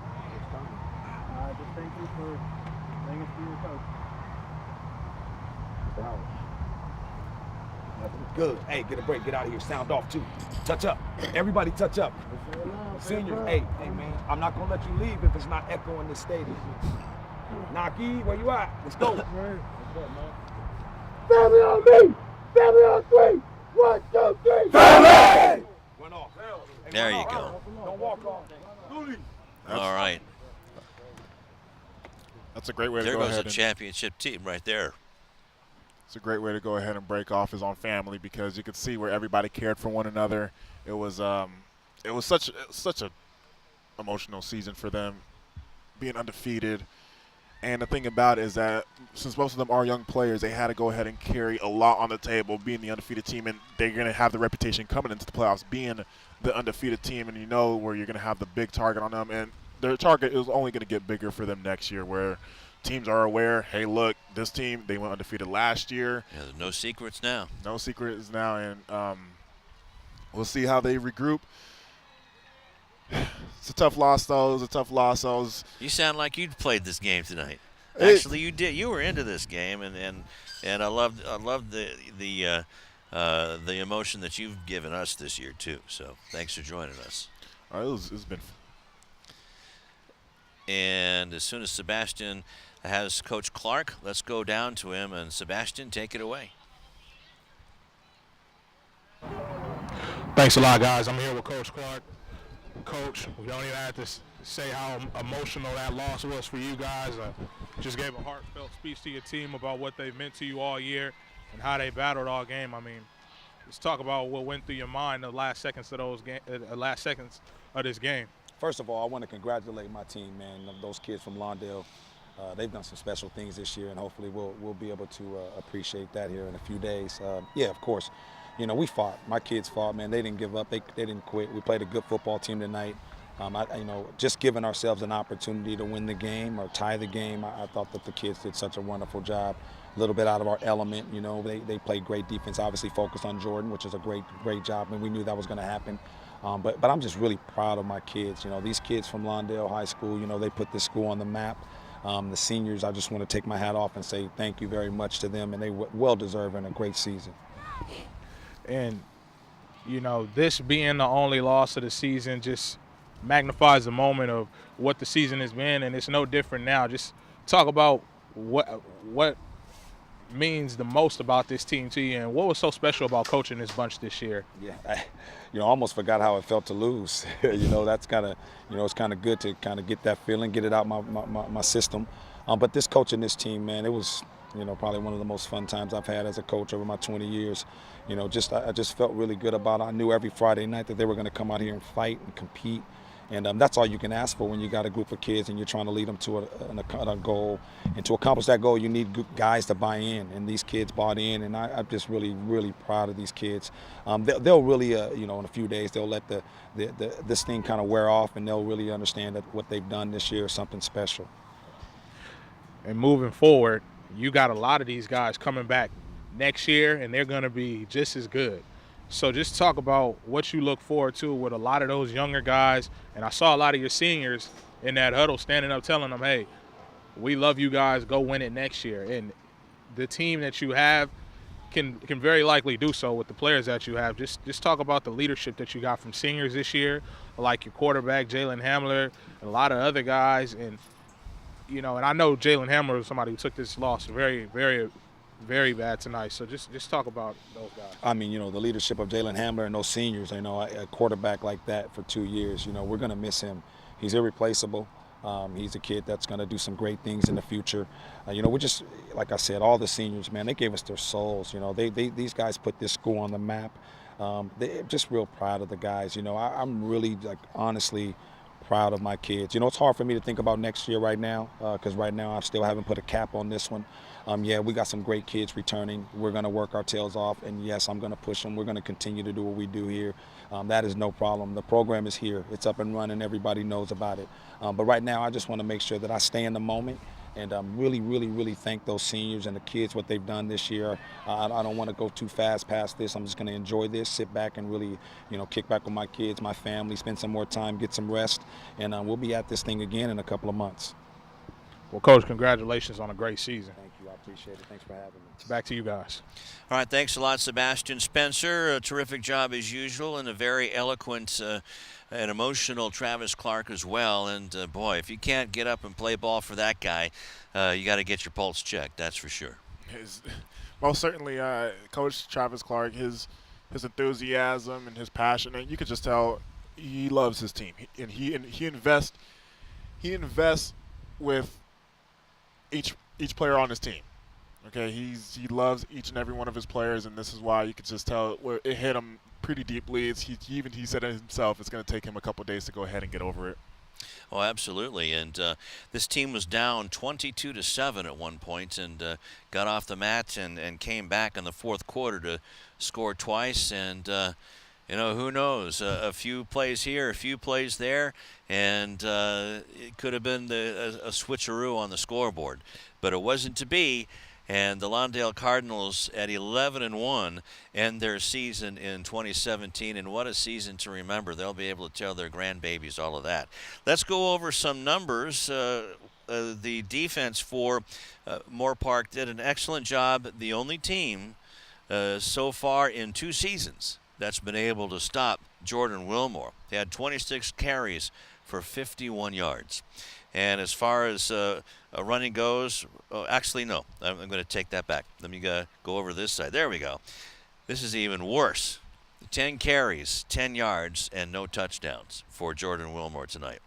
And as far as Jalen Hamler, he had 10 carries for 46 yards, but had 2 touchdowns. And Hamler was 7 out of 18 for 111 yards passing, and we're up here, we're not down there. Coach T started off trying to run the ball in the third quarter, and just couldn't get that thing rolling. Had to go back to the spread offense, and we'll never know what happened if he would have gone to the spread earlier. But it was Christian Teixeira with 26 carries and 51 yards, and he earned every single one of those yards.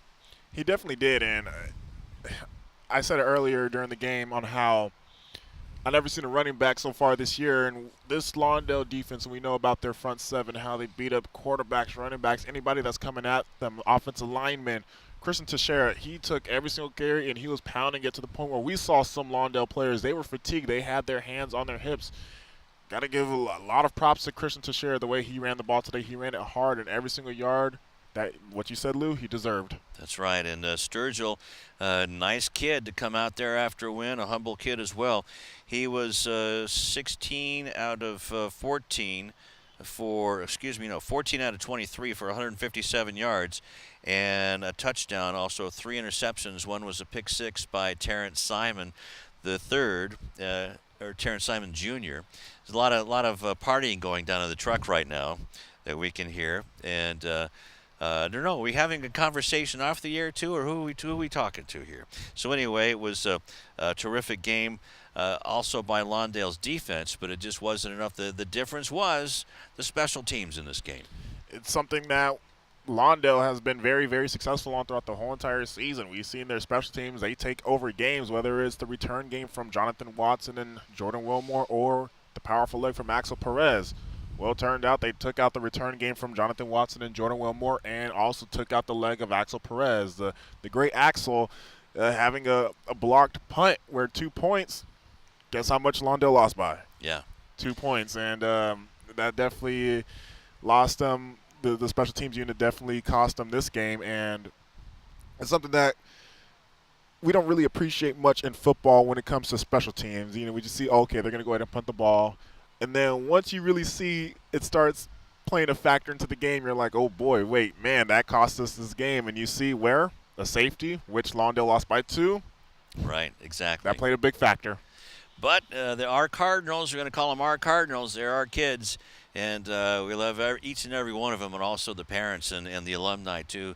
And I want to thank them all year for welcoming us into your house. And now it's time for the player of the game and the tip of the hat. And the player of the game, we called his name all night long, and he's your guy, so you get to introduce him. Nathaniel Davis, and I'm so looking forward to go ahead and calling him next year because he is only a junior. We get to go ahead and see him next year as well. He was just in the backfield the whole entire game for the Cardinals, disrupting every single run. We credit Teixeira. I got to give more props to Teixeira even more because he took a lot of hits from Nate Davis and was able to get up, and Nate, he was bringing it. He actually laid a licking on Sturgill as well, the quarterback for Moorpark.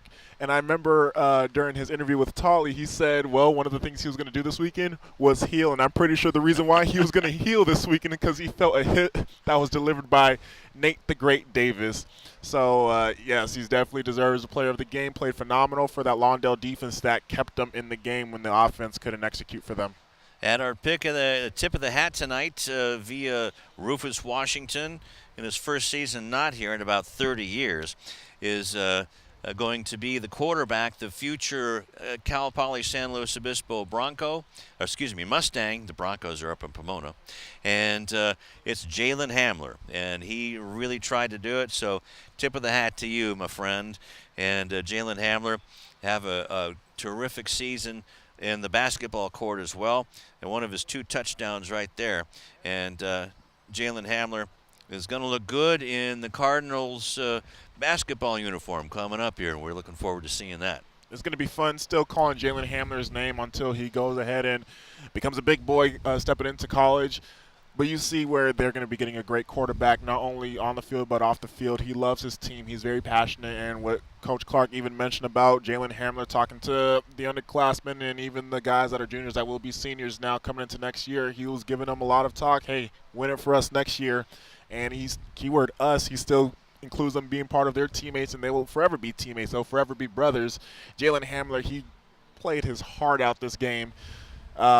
He was our player of the game last week. He left it on the line this playoffs. What a phenomenal playoff run that Jalen Hamler had. You can just tell that he wanted to go all the way. What a great season he had. It was a great season, as a matter of fact. Excuse me from that. So got to give a lot of props to Jalen Hamler. What a great game. What a great performance, whether it was on the ground. And then, well, Moorpark said, hey, we want you to beat us with this arm. So guess what he started doing? Beating them with the arm and made a phenomenal throw and catch to McKellisteen. And that pretty much set the crowd, set us on fire up here. We were up on our seats and seeing if they can go ahead and pull off this miracle comeback. Unfortunately, they fell short, but Jalen Hamler definitely deserved the tip of the hat.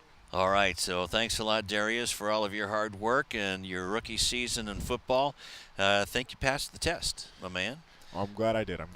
Okay, breaking hearts along the way as well. Also, Sebastian Spencer doing his usual terrific job, and to Tolly Anderson as well on the sidelines, and to Tom Strickfaden and his terrific award-winning crew here at City TV Sports. Well, that's going to wrap it up for us here in the football season for 2017. For not only Lawndale's administration, but for Hawthorne's and for Lusinger's administration. Thank you so much for allowing us to produce these games for you. And to the athletic director here at Lawndale High, Dimitri, want to thank you very much for putting up with us for so many home games, along with Travis Clark and his crew as well. Thanks for letting us bother you during the most prominent time of the game, which is about 20 minutes before kickoff. And it is certainly a love relationship between us and all of our teams here that we cover on City TV. So for Darius, Sebastian, Tolly, Tom Strickfaden, and the terrific crew, I'm Lou Stowers telling you once again the final score from Cardinal Stadium on the Division 5 playoffs. The Cardinals just missed, losing out to the Musketeers of Moorpark 22-20. Until basketball season, so long.